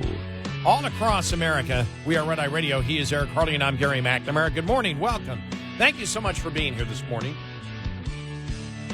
So, the insanity of the liberal circular firing squad that we saw late last week and through this weekend, then the NBC poll comes out. I'm just like, oh, my God. But here it is. Here's the discussion on NBC about the NBC poll. First of all, the mood of the country. This really jumped out. We asked folks, is it on the right direction or the wrong direction? That 44% who say right direction, that's up since November. And if that doesn't seem like a lot, the last time it cracked 40%, you got to go back to 2012. The last time it actually hit 44 or higher, January of 2004. So a lot of this is Republicans, but independents, that number is also up since the election on the direction of the country. And then it was Trump tied for his highest polling numbers in the NBC poll, and it was the lowest ever for Democrats in Congress. Yeah. But the thing is, Eric, it's like, it's I don't know, like watching the Dallas Cowboys year after year after year. It's like if you keep you know what the problem is? In fact, the problem itself keeps talking to the media repeatedly while ignoring the problem. It's, we said this just to make it simple and to be blunt. They suck on the issues. But are we still talking to Cowboys?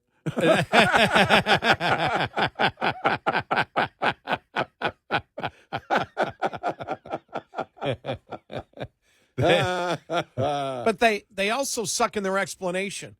Another we're column. Still talking to the Cowboys. Rich Lowry's column over the weekend Does anybody know what a Nazi is? Yeah, exactly. Right. Not if Elon Musk is considered one. Yeah. Elon Musk is a fascist, don't you know? Hey, we're told that he did a Nazi salute at a rally at Trump's inauguration.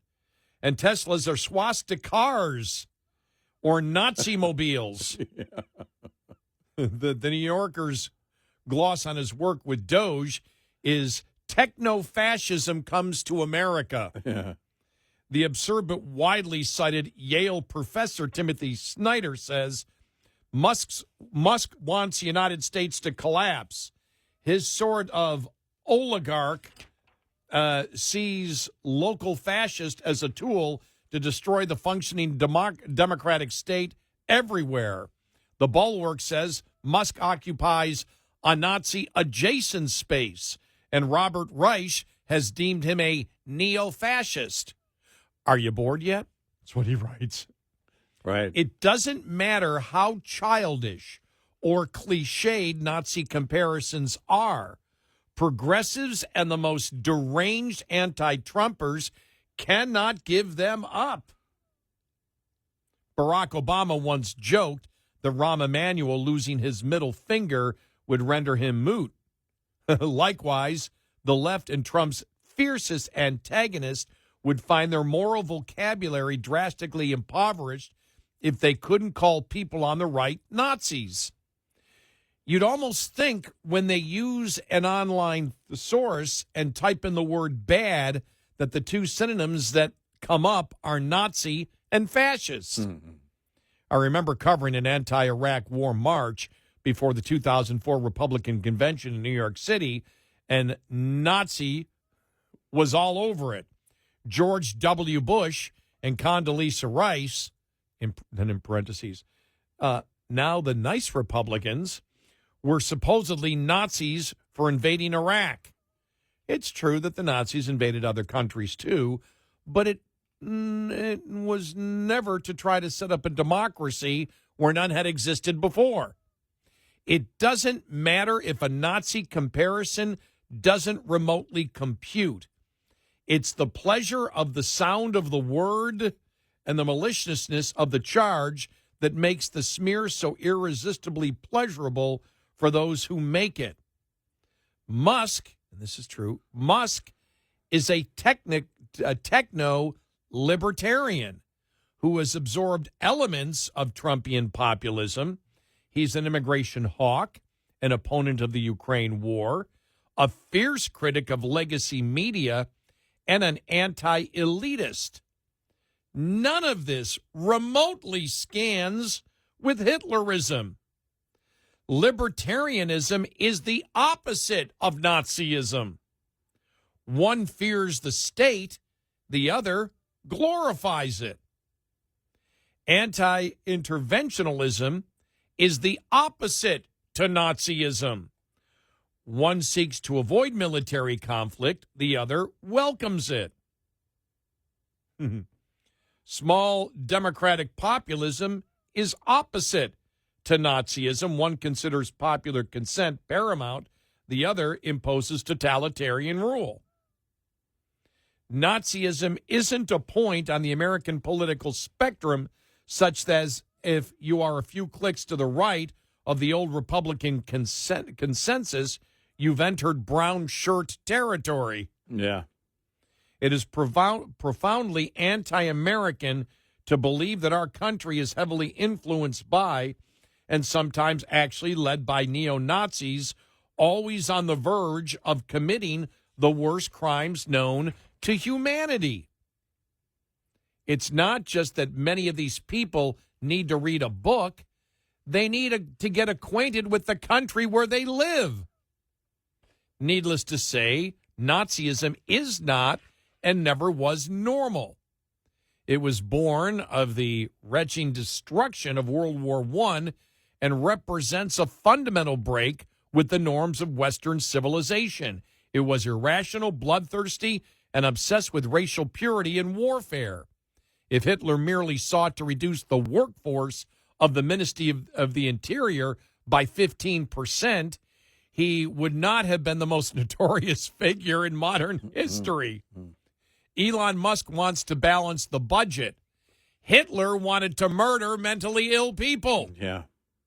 Elon Musk seeks to root out fraud from the federal government. Hitler sought to eliminate the supposed malign, pervasive influence of Jews. Elon Musk believes we need to enforce the border and welcome talented foreigners into the United States in abundance.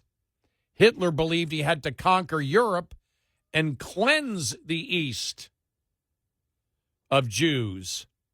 Elon Musk makes trolling posts on X.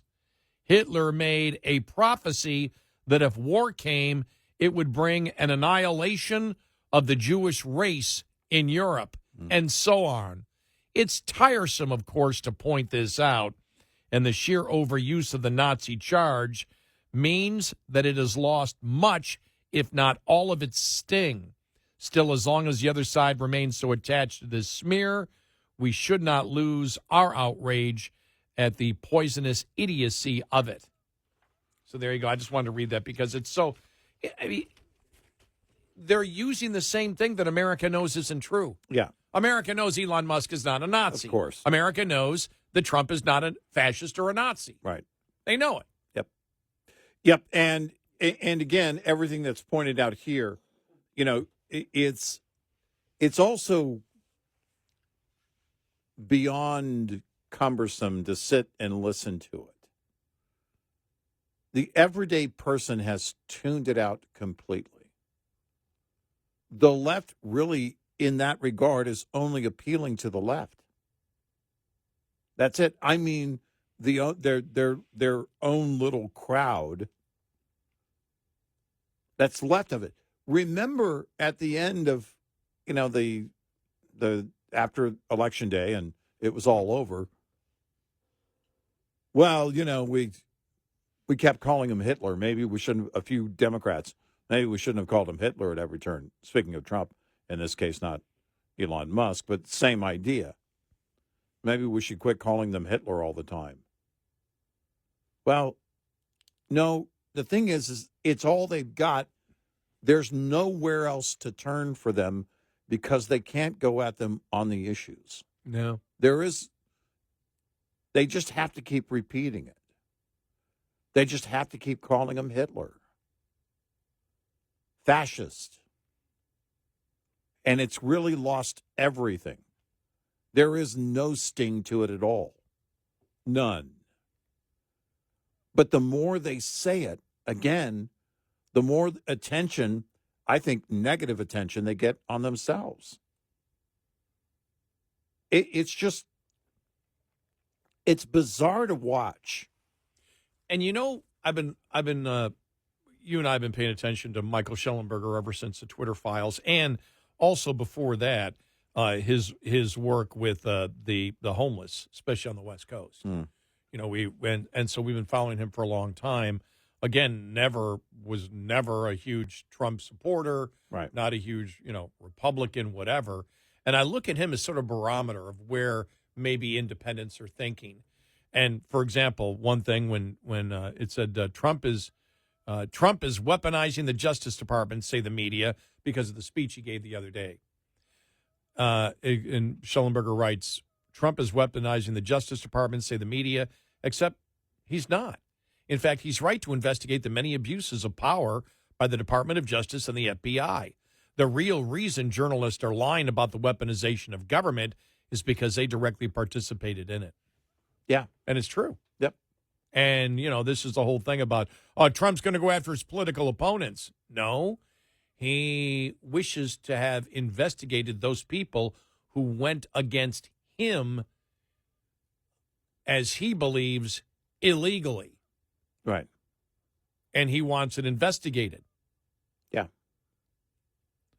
And so it's that simple. Things were done that were horrible. FBI agents lied, as we know. FBI, as we know what happened with the whole Russia collusion hoax. That was all a hoax. Yeah. It was created by the Hillary campaign. There were things that were done that broke the law. There was campaign finance violations for lying about where money went to that ended up going all the way to create a dossier that was completely made up, a lot of it in a drunk fest with a Russian national who came up with a ton of it. We know that one FBI agent changed the meaning, for example, of I can't think of his name now. I got Carter Page, to make it seem like he was a spy against the United States or an operative against the United States when actually he was an operative for the United States in order to get a secret warrant to spy in the Trump campaign. Right. We know that now. Yeah. There is no doubt. Nobody's debating that at all. All these things that were done wrong, and many things, getting down to the second impeachment, did the group of Democrats and Liz Cheney, did they destroy evidence? Right. These are all things that should be because if you're looking for full transparency, you certainly did not get it out of the January 6th committee. No. At all. No. You didn't get it. No, from day one. And if Trump is opening up a box of worms, you see the story about Hunter Biden now in South Africa? And he's got Secret Service. I wonder if that was an auto pen. He has Secret Service protection because of an executive order from his father. Right. And I wondered, is that auto pen? And the fact is, he wanted to stay away from the court no matter what. He dropped the lawsuit against those that defamed him because he was supposed to actually testify, give a deposition this week. And we always said, if it ever gets to that point, we don't think he wants to do it. And all of a sudden, he's over in South Africa. I mean, the case has been dropped because he claims he is bankrupt, but that now is being questioned. Right. All those, things there. So there's a ton of things. Trump is simply they're telling you that it wasn't weaponized because the media was a part of it. Well, that's the other thing is that you look at the covering up of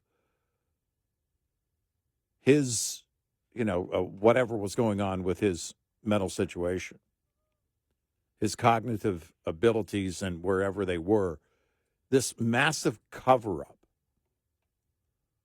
Well, imagine what you could do if you discovered, oh, my gosh, if we just have the auto pen, we can get in here and we can do anything. I can't wait.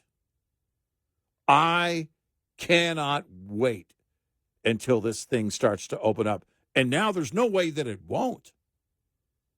There's no way they won't look into this whole auto pen thing. And then the fallout will be unbelievable. 866-90-RED-EYE. Get in touch with Red Eye Radio, toll free at 866-90-RED-EYE.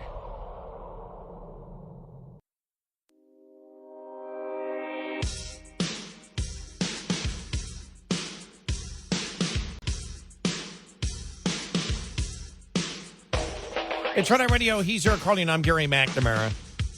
Just a couple of paragraphs from what Michael Schellenberger wrote about Trump over the weekend. Trump is weaponizing the Justice Department to persecute his political enemies, say the media.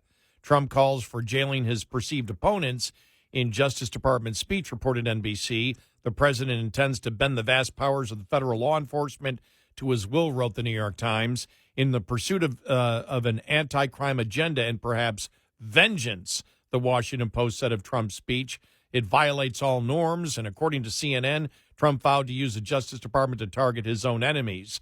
However, Trump's concerns about the weaponization of the Justice Department, or DOJ, to persecute him are valid. The FBI lacks sufficient evidence to spy on the Trump team, according to a DOJ special prosecutor, and its FISA warrant applications had major errors, according to the DOJ's independent inspector general. The DOJ pursued an unprecedented investigation into Trump's possession of classified documents, including by executing a search warrant at his Mar-a-Lago residence in 2022, while Biden's mishandling of classified documents was treated entirely differently without such aggressive tactics, and the evidence suggests that the National Archives, DOJ prosecutors, and Biden officials inappropriately coordinated to bring charges against Trump. Now, this is from Schellenberger.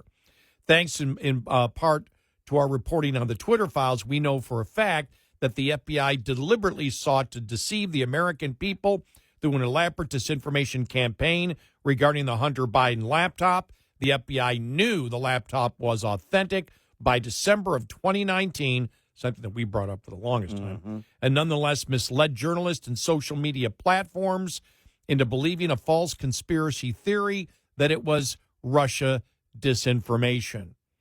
Before the 2016 election, President Barack Obama's CIA Director John Brennan illegally ordered foreign intelligence services to bump or reverse target Trump aides in an effort to entrap them into suggesting illegal collusion with the Russian government, which contributed to the FBI's justification for spying on the Trump campaign. On censorship, the FBI, DHS, State Department, and other federal agencies coordinated with social media companies to violate the First Amendment. Biden administration officials pressured platforms to take down speech related to COVID and COVID vaccines, including true information about vaccine side effects. And he continues to go on and on and on with all the justification. And it is justified by Trump to look into all of this. Oh, yeah, absolutely.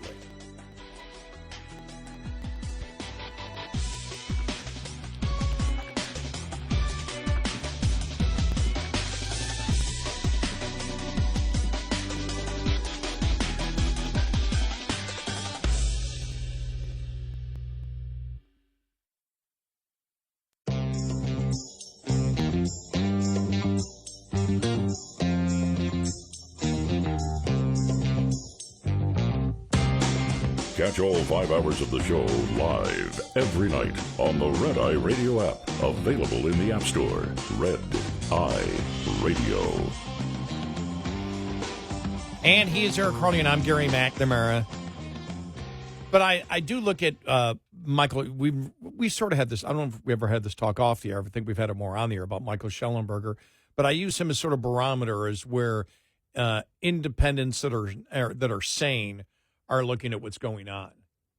You know, because that's always, to me, the clue. I was telling you about looking at the polls out there where I've seen polls that show it doesn't make sense. It shows that Trump is doing, great. Mm-hmm. His numbers are really good, and yet it shows, with Democrats, nobody likes him, and with independents, he's way underwater.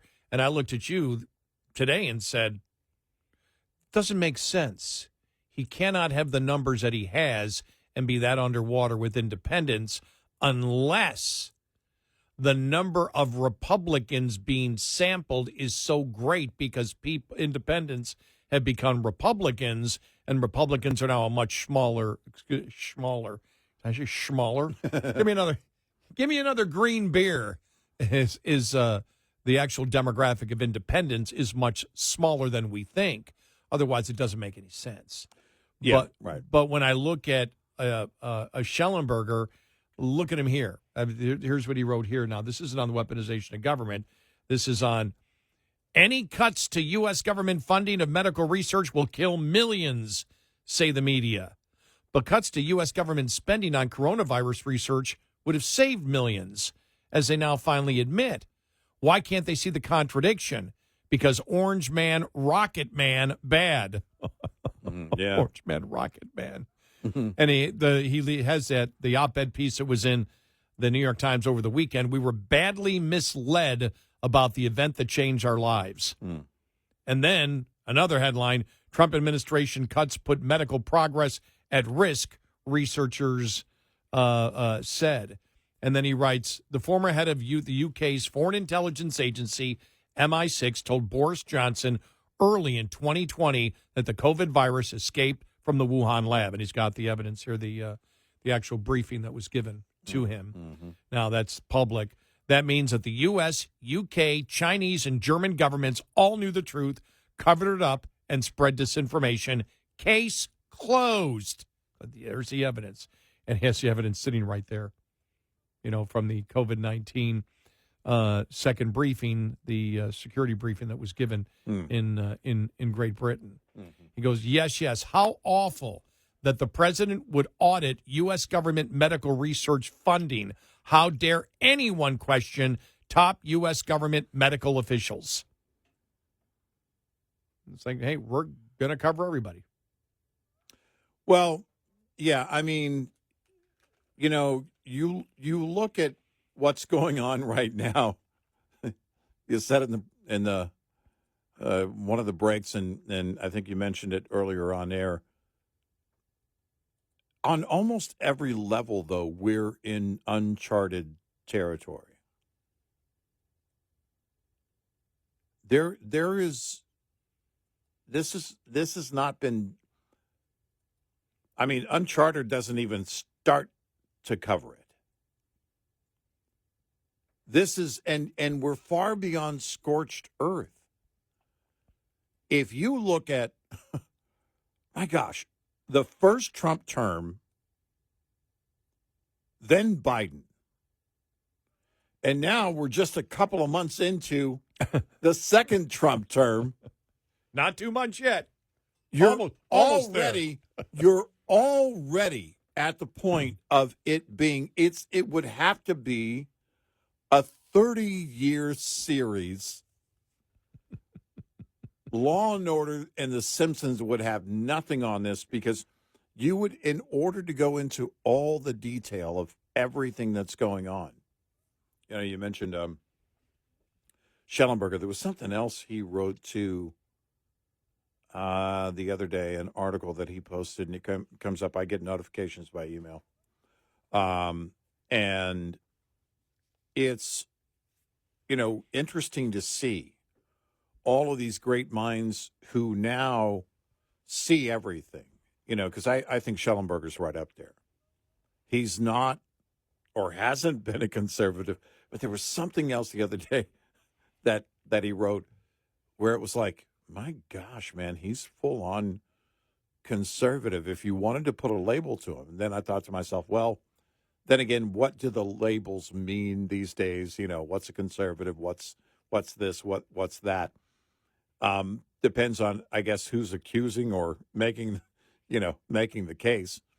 But it really is, honestly, right now, the most interesting time ever in political history.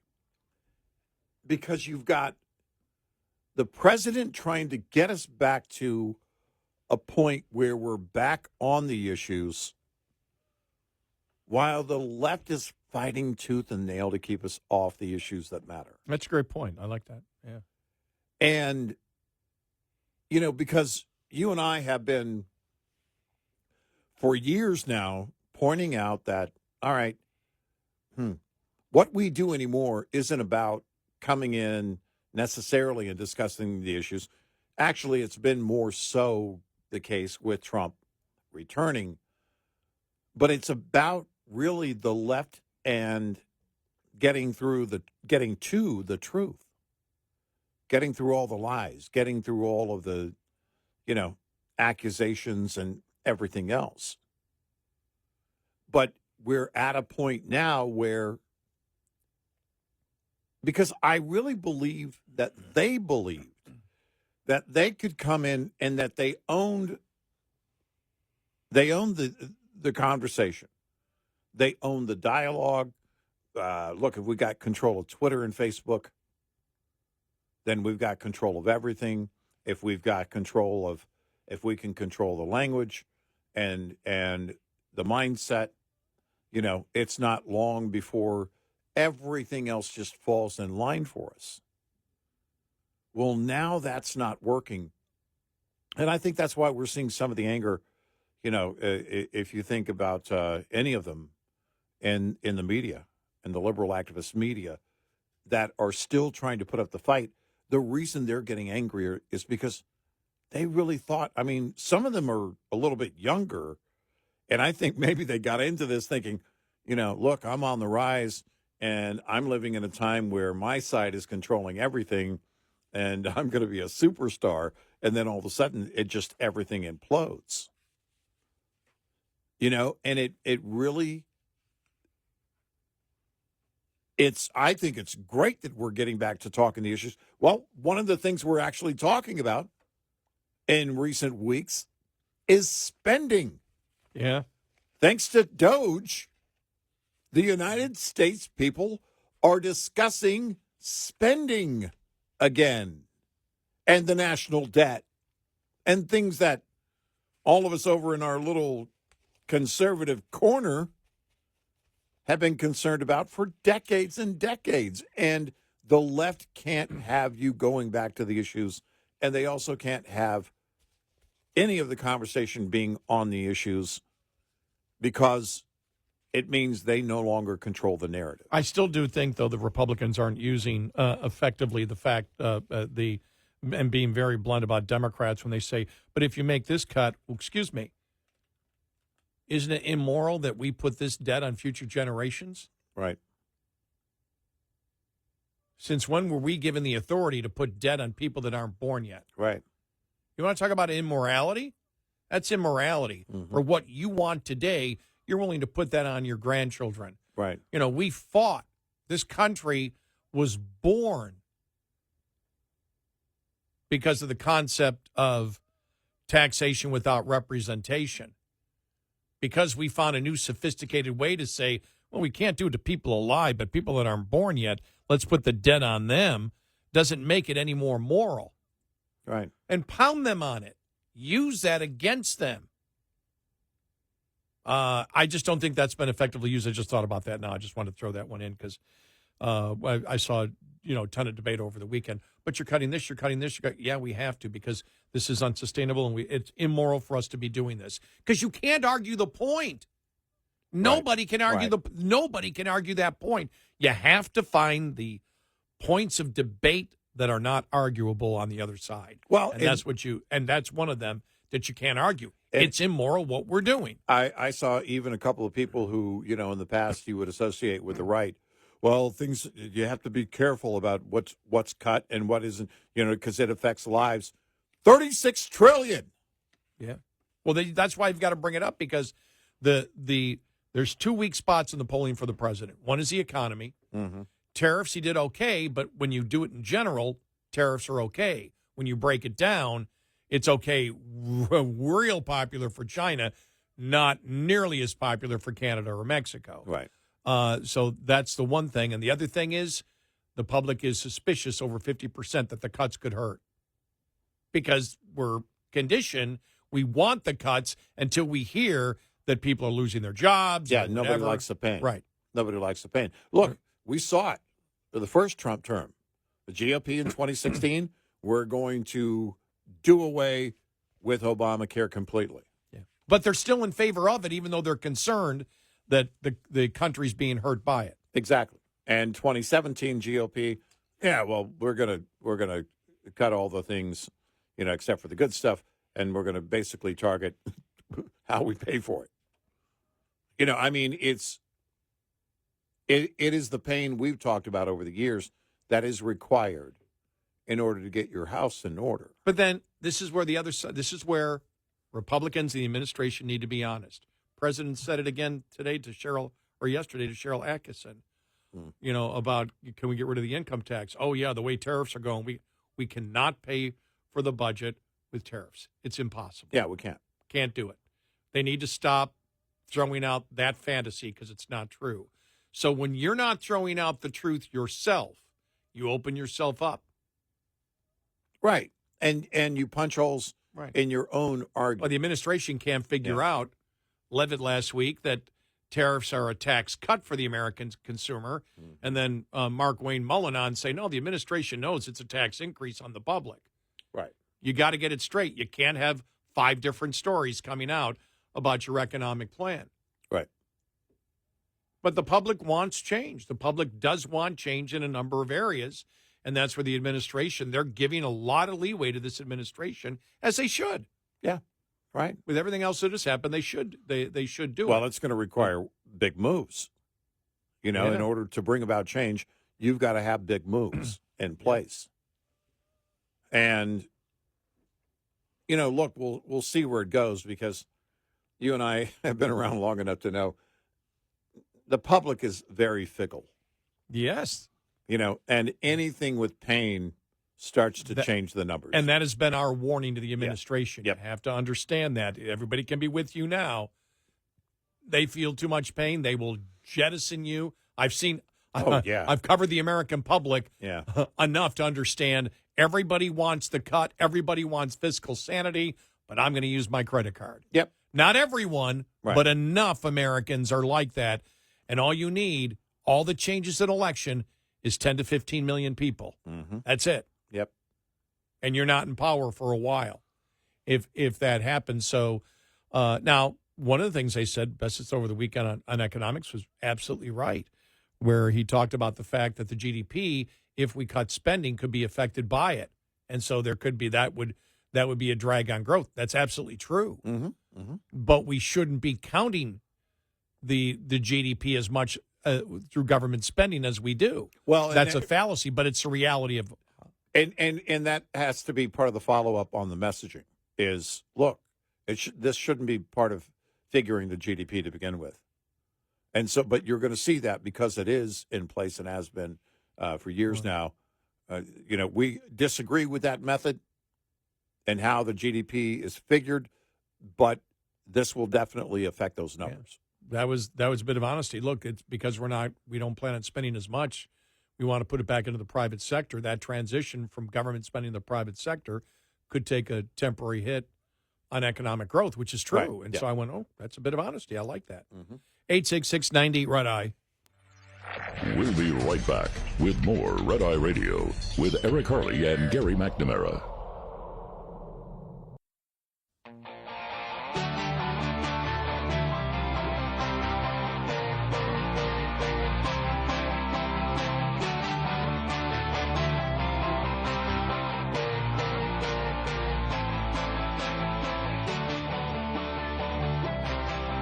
It's Red Eye Radio. He is Eric Harley, and I'm Gary McNamara. Yeah, really an incredible weekend. The first indications. I mean, we knew inside the Democratic Party that there was a lot of questions going on, but the first visible signs of a major crack we now see, and it's on one hand with Schumer trying to figure out, and part of the Democratic leadership. How do we survive this? And the other side of the Democrat Party just purely enraged, angry about being angry. Right, yeah.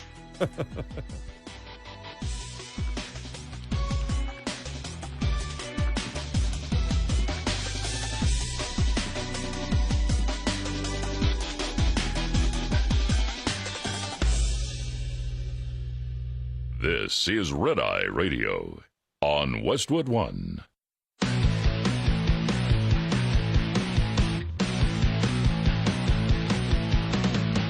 Now, it's Red Eye Radio. Gary McNamara and Eric Harley talk about everything from politics to social issues and news of the day. Whether you're up late or you're just starting your day, welcome to the show.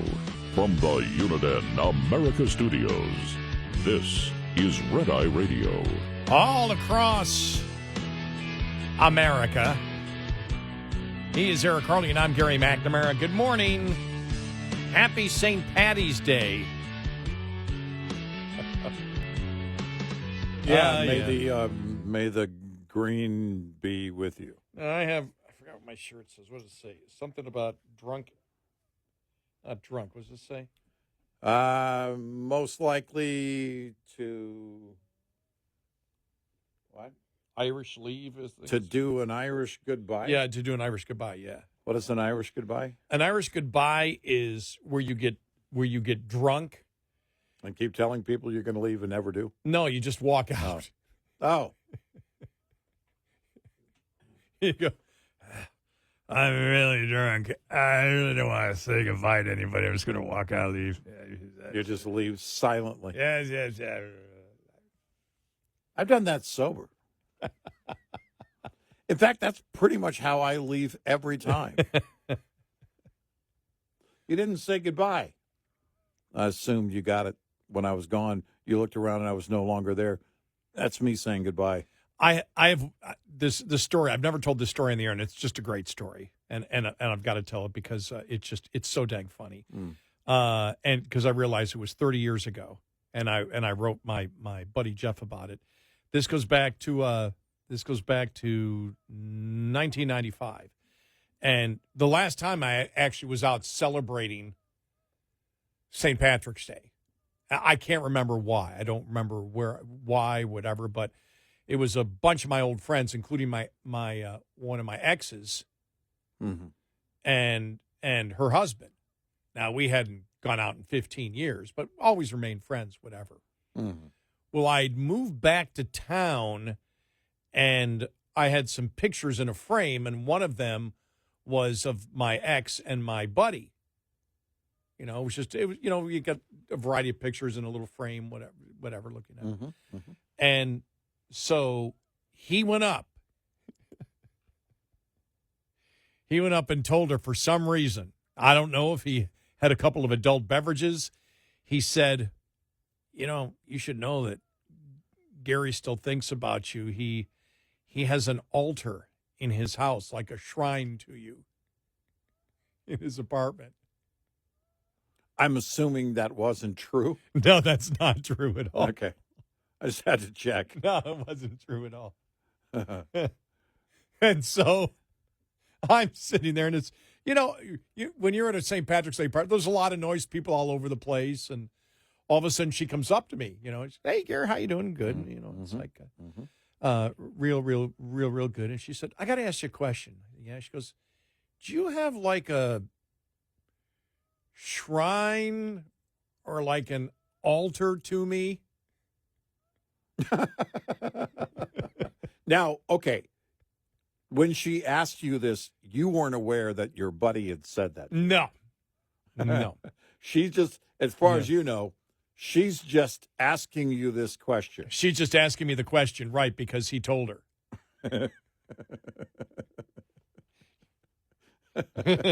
You're right. Who needs enemies? And you're thinking, who needs enemies with the best friend like that, right? Yeah, and you're thinking, oh, the first thing I said was, I just screamed out, because this is my Jeff, my best friend, who I've known since I was 8.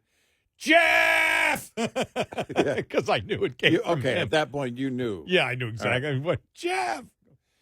Don't listen to him. It's like, well, the same time, all right? Yeah. We're leaving the party, and her, and so she already, her husband's there, all right? Her husband she's been married to for probably 10 years at that point. But even when broke up years ago, I mean, she started dating him, whatever, and I was all over the country in radio, and like I said, I just happened to be back and was at the St. Patrick's Day party, and so I was fine with everything, but that was in her mind to begin with, that Jeff had said that to her, that Gary has a shrine or an altar. It's like, what? Well, I leave, and her husband's in an argument with somebody, and the other guy throws a punch. Well, I go up to break it up, and as I break it up, pushing him away, she comes walking out, and she thinks we're fighting over her. Oh. It's completely the opposite. That's a whole new level there. I know. And that all happened in one day, 30 years ago. And one wonders why I have not celebrated St. Patty's Day since. Yeah. Yeah, the only time I've actually ever been out in celebration of, and it wasn't in celebration, I was working, is when we would do station promotions. Oh, yeah. Working for local stations. Back in the day, when Bennigan's was still around, it was usually at like Bennigan's. Come out, we have the green beer, all that, and that was pretty much it. It was usually a 2-hour remote broadcast, and that was all. That's the only reason I would go out. Otherwise, it's pretty much amateur night. You know? Mm-hmm. I had a friend in law enforcement that told me, for him, based on his experience, 32 years, in state-level law enforcement here in Texas, he told me St. Patrick's Day was worse than New Year's Eve for drunk drivers. I always thought it would be the Wednesday before Thanksgiving. I know that was also a big drinking night. Yeah, that may have been a bad night too. But when we were in college, right, it was. Yeah, but based on his experience, St. Patrick's Day was always very bad and much worse than New Year's Eve. And that's probably because, years ago, decades ago, people started having their own New Year's Eve parties. Or I remember this would have been New Year's Eve, 99 into 2000. Going to a hotel. My wife and I, there was a big party that we were invited to. And it's in this massive ballroom. And some friends of ours were there. Lots of friends, actually. And we didn't typically go anywhere. In fact, we still don't go anywhere on New Year's Eve. Same reason. It's just too crazy. But we thought, okay, we're not going to have to worry about being on the road because we'll get a room there. And even though the hotel was only, 15 minutes from the house, we still live in the same neighborhood. We were living in a different house at that time, but just a few blocks from where we live now. It's only 15 minutes from the house, but we knew we weren't going to get on the road if we were going to go to that party. So we went to that party, and, it was great. It was a big Y2K party. What's going to happen at midnight? Nothing. I paid the DJ $100 to turn the lights off, but no, because I don't know. I just don't see the point. I see the point if you're going to be, at some place and have friends over and have a couple of friends over or whatever.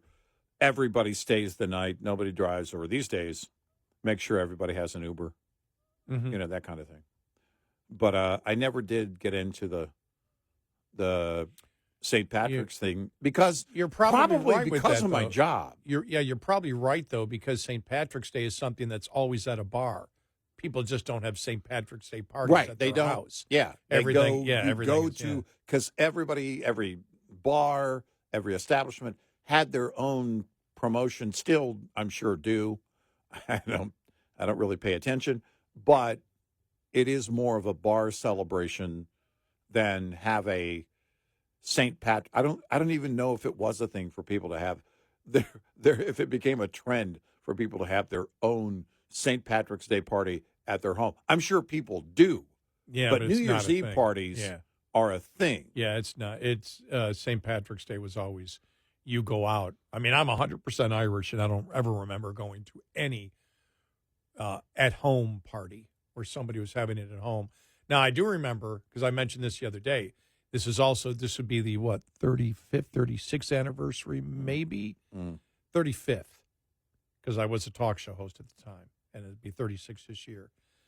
So going to the St. Patrick's Day party, and the people came up to me, and our radio station was a part of it, and they came up to me furious because I was, an Irish Roman Catholic who was promoting conservative ideas instead of Democrat ideas, and they were livid at me. Mm-hmm. And then the other one was a couple of, it was before I started this show, so it was over 20 years ago. And the boss asked me, he said, "Hey, you know any Irish bars?" I said, "There's an Irish bar right around the corner from where I live." And he goes, "Do you know the owners?" I went, "Yeah." He said, "See if we can do a live broadcast." Oh, my God, what a disaster. And this is when we used to tell our management, you need to have some type of security when we do live broadcasts. Yeah. There was none. Yeah. I mean, there's people crawling When on the people broad. are there only to drink. I mean, you could not move. I couldn't get out of my seat where I was broadcasting from. And the promotions people were right there, and the engineer like packed in right next to me because this was outside on the outside deck. Next thing you know, there's a woman that comes flying through the air. Next thing you know, she lands on my lap. Who are you? There's a woman. I'm on the air like I am right now. Well, let's talk about what Trump is doing here. She falls about, how you doing? Nice to, right into the microphone. There's nothing I can do. And the boss later on goes, why the hell you let that happen? You let it happen. I had no security. Yeah. I'm on the air. What am I going to do? Yeah. People are drunk and all over the place. Yeah. Last time we did that. Yeah.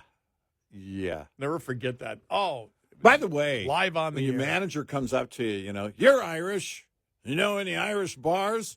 Well, I'm offended that you ask, and here's the list. Do you know the owners? That's also offensive, and I'll call Jimmy. I have him on speed dial.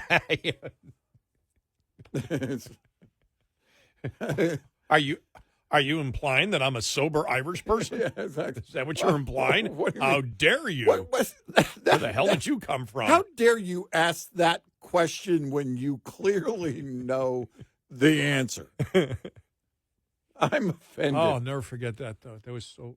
I will admit, in all these things, I did approach it with a sense of humor because you have to. Yeah, you have to. Yeah, I didn't get angry. I'm just like, oh my. Yeah. I remember saying, well, there's now a woman laying on me here as we're at the our Irish party here. We were doing a live broadcast from a hotel from this show, the old version of this show, in Louisville, Kentucky, and middle of the night, of course, and at 2 a.m. I don't know what happens, but something happens where people come through the lobby that have been drinking a little bit, and my guest on the show that morning was Johnny Bench. So I've got, a ton of questions and everything else. And he and I are both just I'm kind of looking over at him as he's watching this one group walk through. He's watching this one group stumble through the lobby of the hotel where we're broadcasting from. And I think he's thinking, oh, man, I hope they don't recognize me. But there was one lady who was very loud, and she didn't recognize him, thankfully, because I thought, oh, this goes south quickly. Hey, here's Johnny Bench. I interviewed him. This is not on Red Eye, but the old version of the show. You were off one day, and I interviewed him also. Yeah. And I told him, I said, because it's Johnny Bench, and I said, I remember when you played minor league Buffalo Bisons. He goes, what? Yeah. I said, yeah, I grew up in the town of Tonawanda, Kenmore town of Tonawanda area. And he said, well, you know where the old Kenmore Theater was, and they built those apartments there after they knocked down the Kenmore Theater in the middle 60s? I'm like, yeah. And he goes, I lived there. Yeah. He lived right around the corner from me. I had no idea. Right. So, yeah. And it was great. All we did was reminisce, because then we reminisced about the race riots back then in the late 60s when he was playing for the Buffalo Bisons. They couldn't play in War Memorial Stadium, which is where the Bills used to play, which is everybody goes, well, I don't remember that one. I know where they play now. If you watch The Natural, the movie The Natural with Robert Redford, that's War Memorial Stadium in Buffalo, where they hits and the lights all go, all that. They needed to find a stadium that looked like it was built in the 1850s. Well, my whole thought, in my conversation with him, is we had to pause as people were pouring into this lobby of this hotel. Was, okay, now I'm going to turn into the gatekeeper, right? It's like, all right, keep moving to the room that you believe is yours. Just please don't stop. But Johnny Bench remembered that they couldn't play there anymore. They had to go to Niagara Falls and play at the very small, Niagara Falls Stadium, which held, 200 people. Right. And so there's Johnny Bench. He goes, I remember that very well. I think he was only there for a year, half a year. He wasn't there for a long time, but it was it was really cool. But, St. Patrick's Day, huh? Yeah. Thank Drinking, goodness, huh? Thank goodness we're safe here. 866-90 Red Eye. Brought to you by Hot Shot Secret. Hi, I'm Jen Loomis, a transport safety expert at J.J. Keller. and I'm here to share a tip on roadside inspections. Once a roadside inspection is completed, the officer will close it out, which involves the officer writing or typing up the report. The more the officer found during the inspection, the longer this will take. If violations were discovered, most officers, as a courtesy, will explain the violations to the driver. If there were any out-of-service violations, the officer will normally explain what must be done to get the out-of-service order lifted. Drivers need to be very attentive during this part of the inspection. The driver also needs to read and understand the complete inspection report. After receiving the inspection report, the driver has 24 hours to get the roadside inspection report to the motor carrier. If the driver will not be returning to a company facility within the next 24 hours, the driver needs to know to get it on the way to you via email, mail, or fax within 24 hours. This tip was brought to you by J.J. Keller & Associates.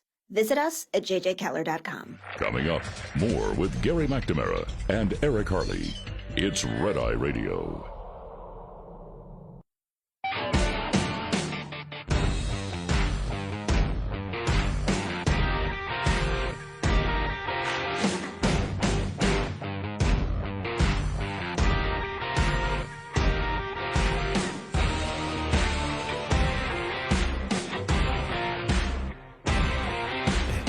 Red Eye Radio. He's Eric Harley, and I'm Gary McNamara.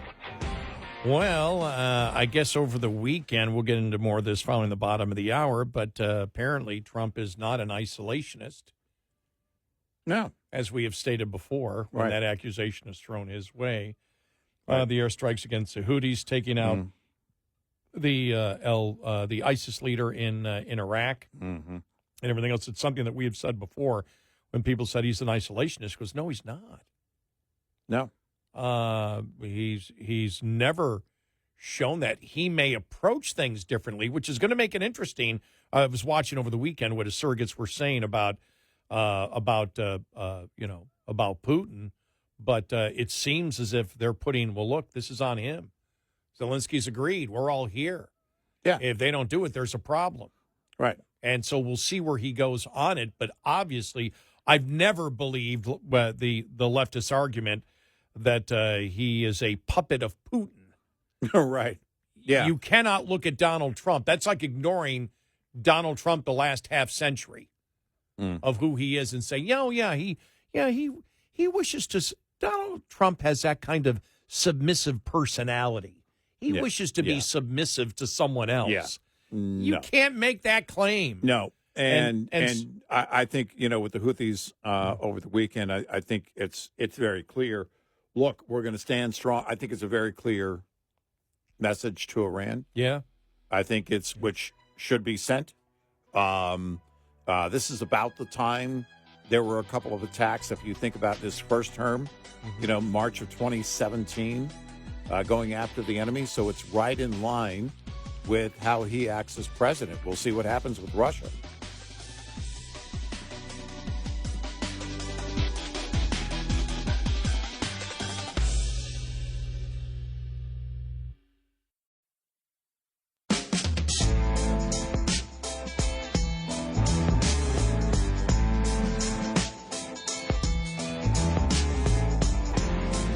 Catch all 5 hours of the show live every night on the Red Eye Radio app. Available in the App Store. Red Eye Radio. He's Eric Harley, and I'm Gary McNamara. Welcome and good morning. Thank you so much for being here this morning. Yeah, here it is. Trump takes on the Houthis. Airstrikes target Iran-backed group, firing at U.S. ships and interfering with global commerce. It hasn't been covered. It's been covered, but it hasn't been a top story. What's been going on? Mr. Trump on Saturday announced on his Truth Social site that the decisive and powerful military action against the Houthis in Yemen, its attacks on American vessels will not be tolerated. We will use overwhelming lethal force until we've achieved our objective. Mr. Trump wrote to all Houthi terrorists, your time is up and your attacks must stop starting today. Now you're asking what attacks? Are you ready? Here we go. All right. Because I bet you a lot of people will be surprised by this and go, we didn't know this was happening. What are you talking about? The Houthis had paid little price for more than a year of piracy that force the U.S. Navy into a combat pace not seen since World War II. The White House tallies 174 Houthi attacks on U.S. warships and 145 on commercial vessels since 2023. Is this ever major news during the Biden administration? Nope. One think tank analyst estimated recently that the U.S. Navy fired more air defense missiles in those 15 months than it had in the previous 30 years. That means expensive missiles shooting down cheap drones. The Houthis took a short vacation from lobbing missiles and drones at commercial vessels amid ceasefire talks over Gaza, but they've been threatening to renew their attacks. Press reports said the terrorists late last month fired a surface-to-air missile at a U.S. F-16, and a U.S. drone disappeared around the same time. The Houthis took credit for taking down a drone 2 weeks ago.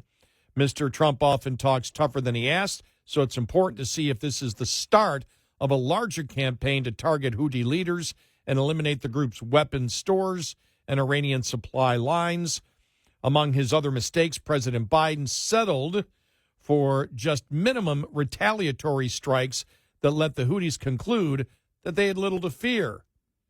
Michael Waltz, White House National Security Advisor, said Sunday on ABC News that the U.S. strikes targeted multiple Houthi leaders and took them out. Notably, Mr. Trump also included Iran in his Truth Social warning to the Houthis. To Iran, support for the Houthi terrorists must end immediately. Do not threaten the American people or worldwide shipping lanes. If you do, beware. America will hold you fully accountable. This is significant because the Houthis like to claim that they are independent from Iran, but Iran is their main arms supplier. Mm-hmm. The Houthis would not nearly be as large a threat without that help. Linking Iran with the Houthis is also significant in context of Mr. Trump's desire to open nuclear talks with Iran, which it is. Mm-hmm.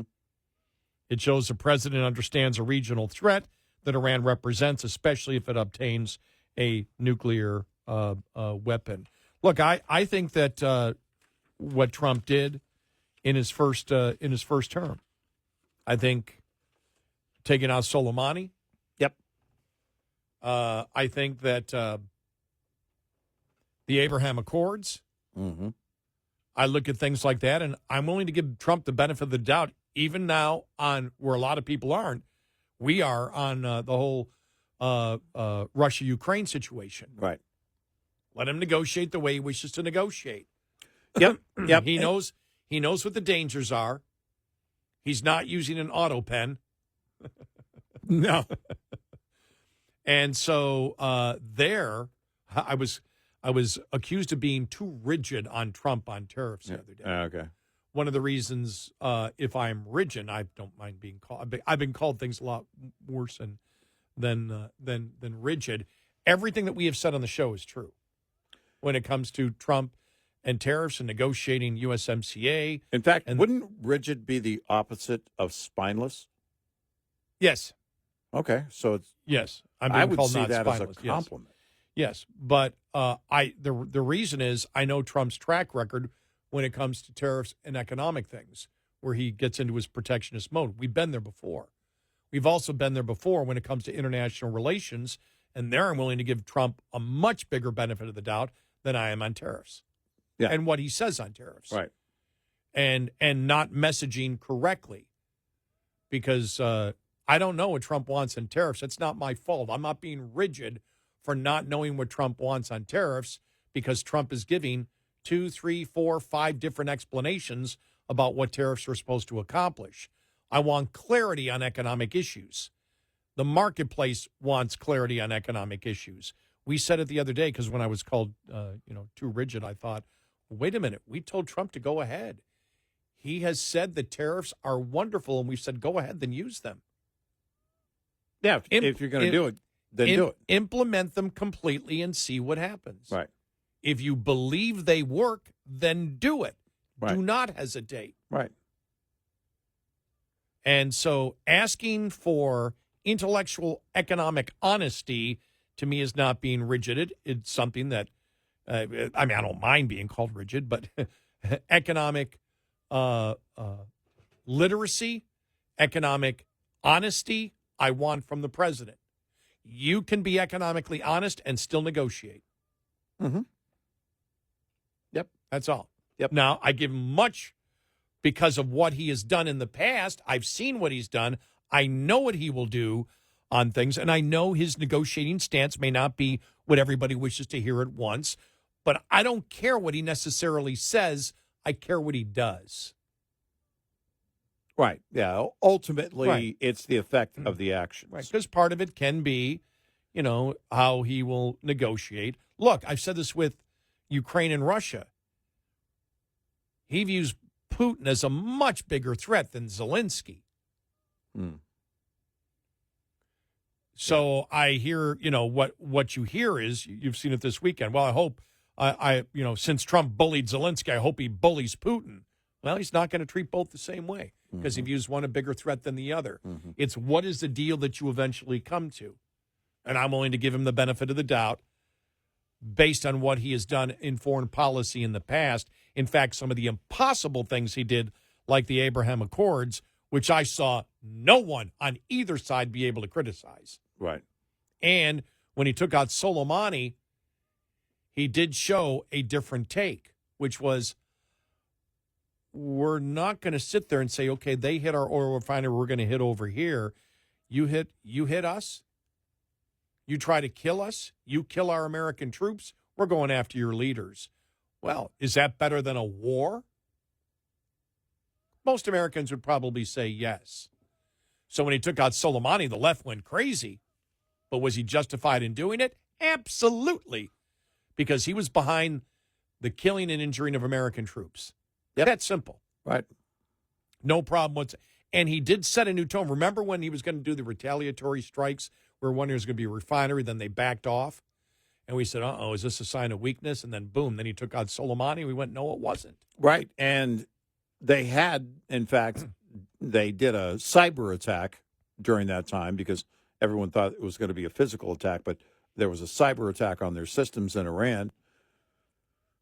To what extent, how effective that was? Well, I think it was effective enough, certainly, to gain their attention. And if that didn't do it, taking out Soleimani did. You look at April of 2017, using the Moab on ISIS in eastern Afghanistan. He's not an isolationist. If you're thinking in terms of strategy when it comes to war and the enemy, I think many Americans, I don't know if I can say most Americans, but many Americans would say this is the better strategy. To be targeted and know what you're going to do. If you look at what was going on in Afghanistan as he came in, taking out ISIS in eastern Afghanistan in the way that he did, sent a message not just, of course, to ISIS, but to all of our enemies. I think the same thing with Soleimani. Peace through strength. I swear I'm not drinking. Peace through strength is not the same as isolationism. Right. Peace through strength means we can get a peace deal done because we'll use our strength to back it up. We're not going to mess around. Right.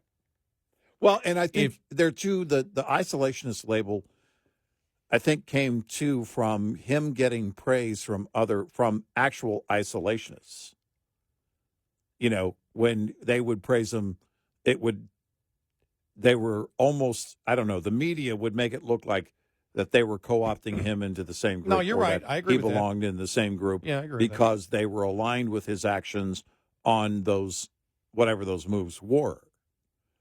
And so that became the beginning of basically them calling him an isolationist. Which he isn't. He isn't. And no. I never thought he was. We always thought the label was wrong from the first time that it was used. And again, I don't see him. I'm willing to give him the benefit of the doubt, how he negotiates, and we'll see what happens and what the final result is. And I may like it, I may not like it. but he's earned it through the fact of what he has done already to give the benefit of the doubt into something that is a very dicey situation when you're dealing with Ukraine and you're dealing with Russia. I did see, though, that the first time they you saw the long-range missile. Mm-hmm. Yeah. I saw that story over the weekend. I've got to do more research. Did they get the okay from the U.S.? Was that a U.S. missile? Yeah, I wondered that too. And so, I mean, are we now operating behind the scenes now that, all right, Zelensky came on board. Now that you came on board, now you get what you need. Right. Yeah, I wondered the same. But I didn't hear any clarification on it. Neither did I. I just saw that it's the first time they used that long-range missile, and nowhere in the story did they say it was a U.S. missile. Right. Like, well, they had to get U.S. permission to do that. Well, you know, what's interesting. He was accelerating it. Yeah, and what's interesting is in that same time frame, you know, over the weekend, Trump is also saying he's going to be talking to Putin, Tuesday? Yeah. Tomorrow. So he said we may, know something by the end of the day Tuesday. And I thought, I don't know, was it meant to send a message? I don't know.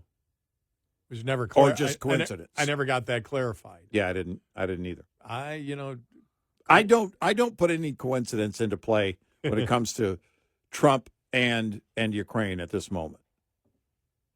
I just don't.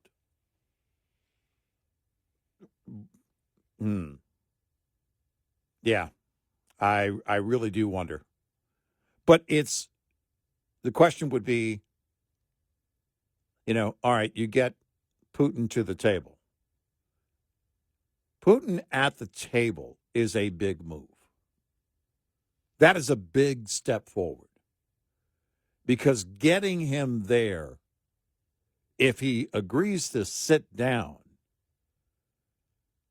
I won't say it shows a weakness with Putin, but it shows that he's not as strong as some people might think. Well, you and I just talked about, I know it's former member of Steely Dan and the Doobie Brothers, but when I saw Jeff Skunk Baxter, who, again, one of the most world-renowned experts, I know he helped form Steely Dan and the Doobie Brothers, just one of the most renowned experts on weapon systems. And he was flat out, he goes, Russia's not that powerful. Right. That's not our fear. Because if you hold all the cards, if you're Russia and you hold all the cards, why go to the table? They're not as powerful as you think. Exactly. I don't want to say they're not powerful because they have nuclear weapons. Right. But, and so you and I've always, we know, because I think Trump has hinted enough, he wants to move Putin away from China. Yeah. And so he doesn't all want it to be using a hammer and sickle on. Maybe that's the wrong thing to use on Putin. Well, yeah. But again, will it work? We'll see. Yeah, we'll find out. Is his intent the right one? From what I can see, it is. Or is it, that Putin's at the table because Putin wants to flex? It could be that, too. Could be. Yeah. 866-90-RED-EYE. Lines open for your calls. 866-90-RED-EYE on Red Eye Radio.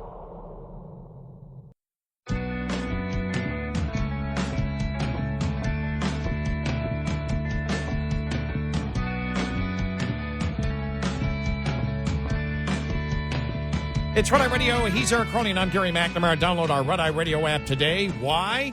Because our show ends a little over an hour from now. And when our show ends, well, we record the entire show, and then that becomes our podcast. Mm-hmm. We have a new, updated Red Eye Radio app. That's right. So if you have the app already, it's been updated. That's right. Automatically. But if you get it, very easy to use.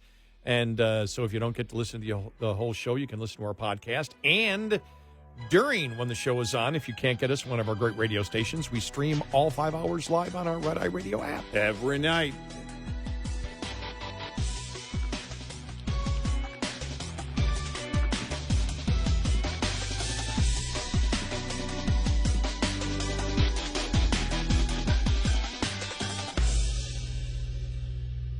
This is Red Eye Radio on Westwood One.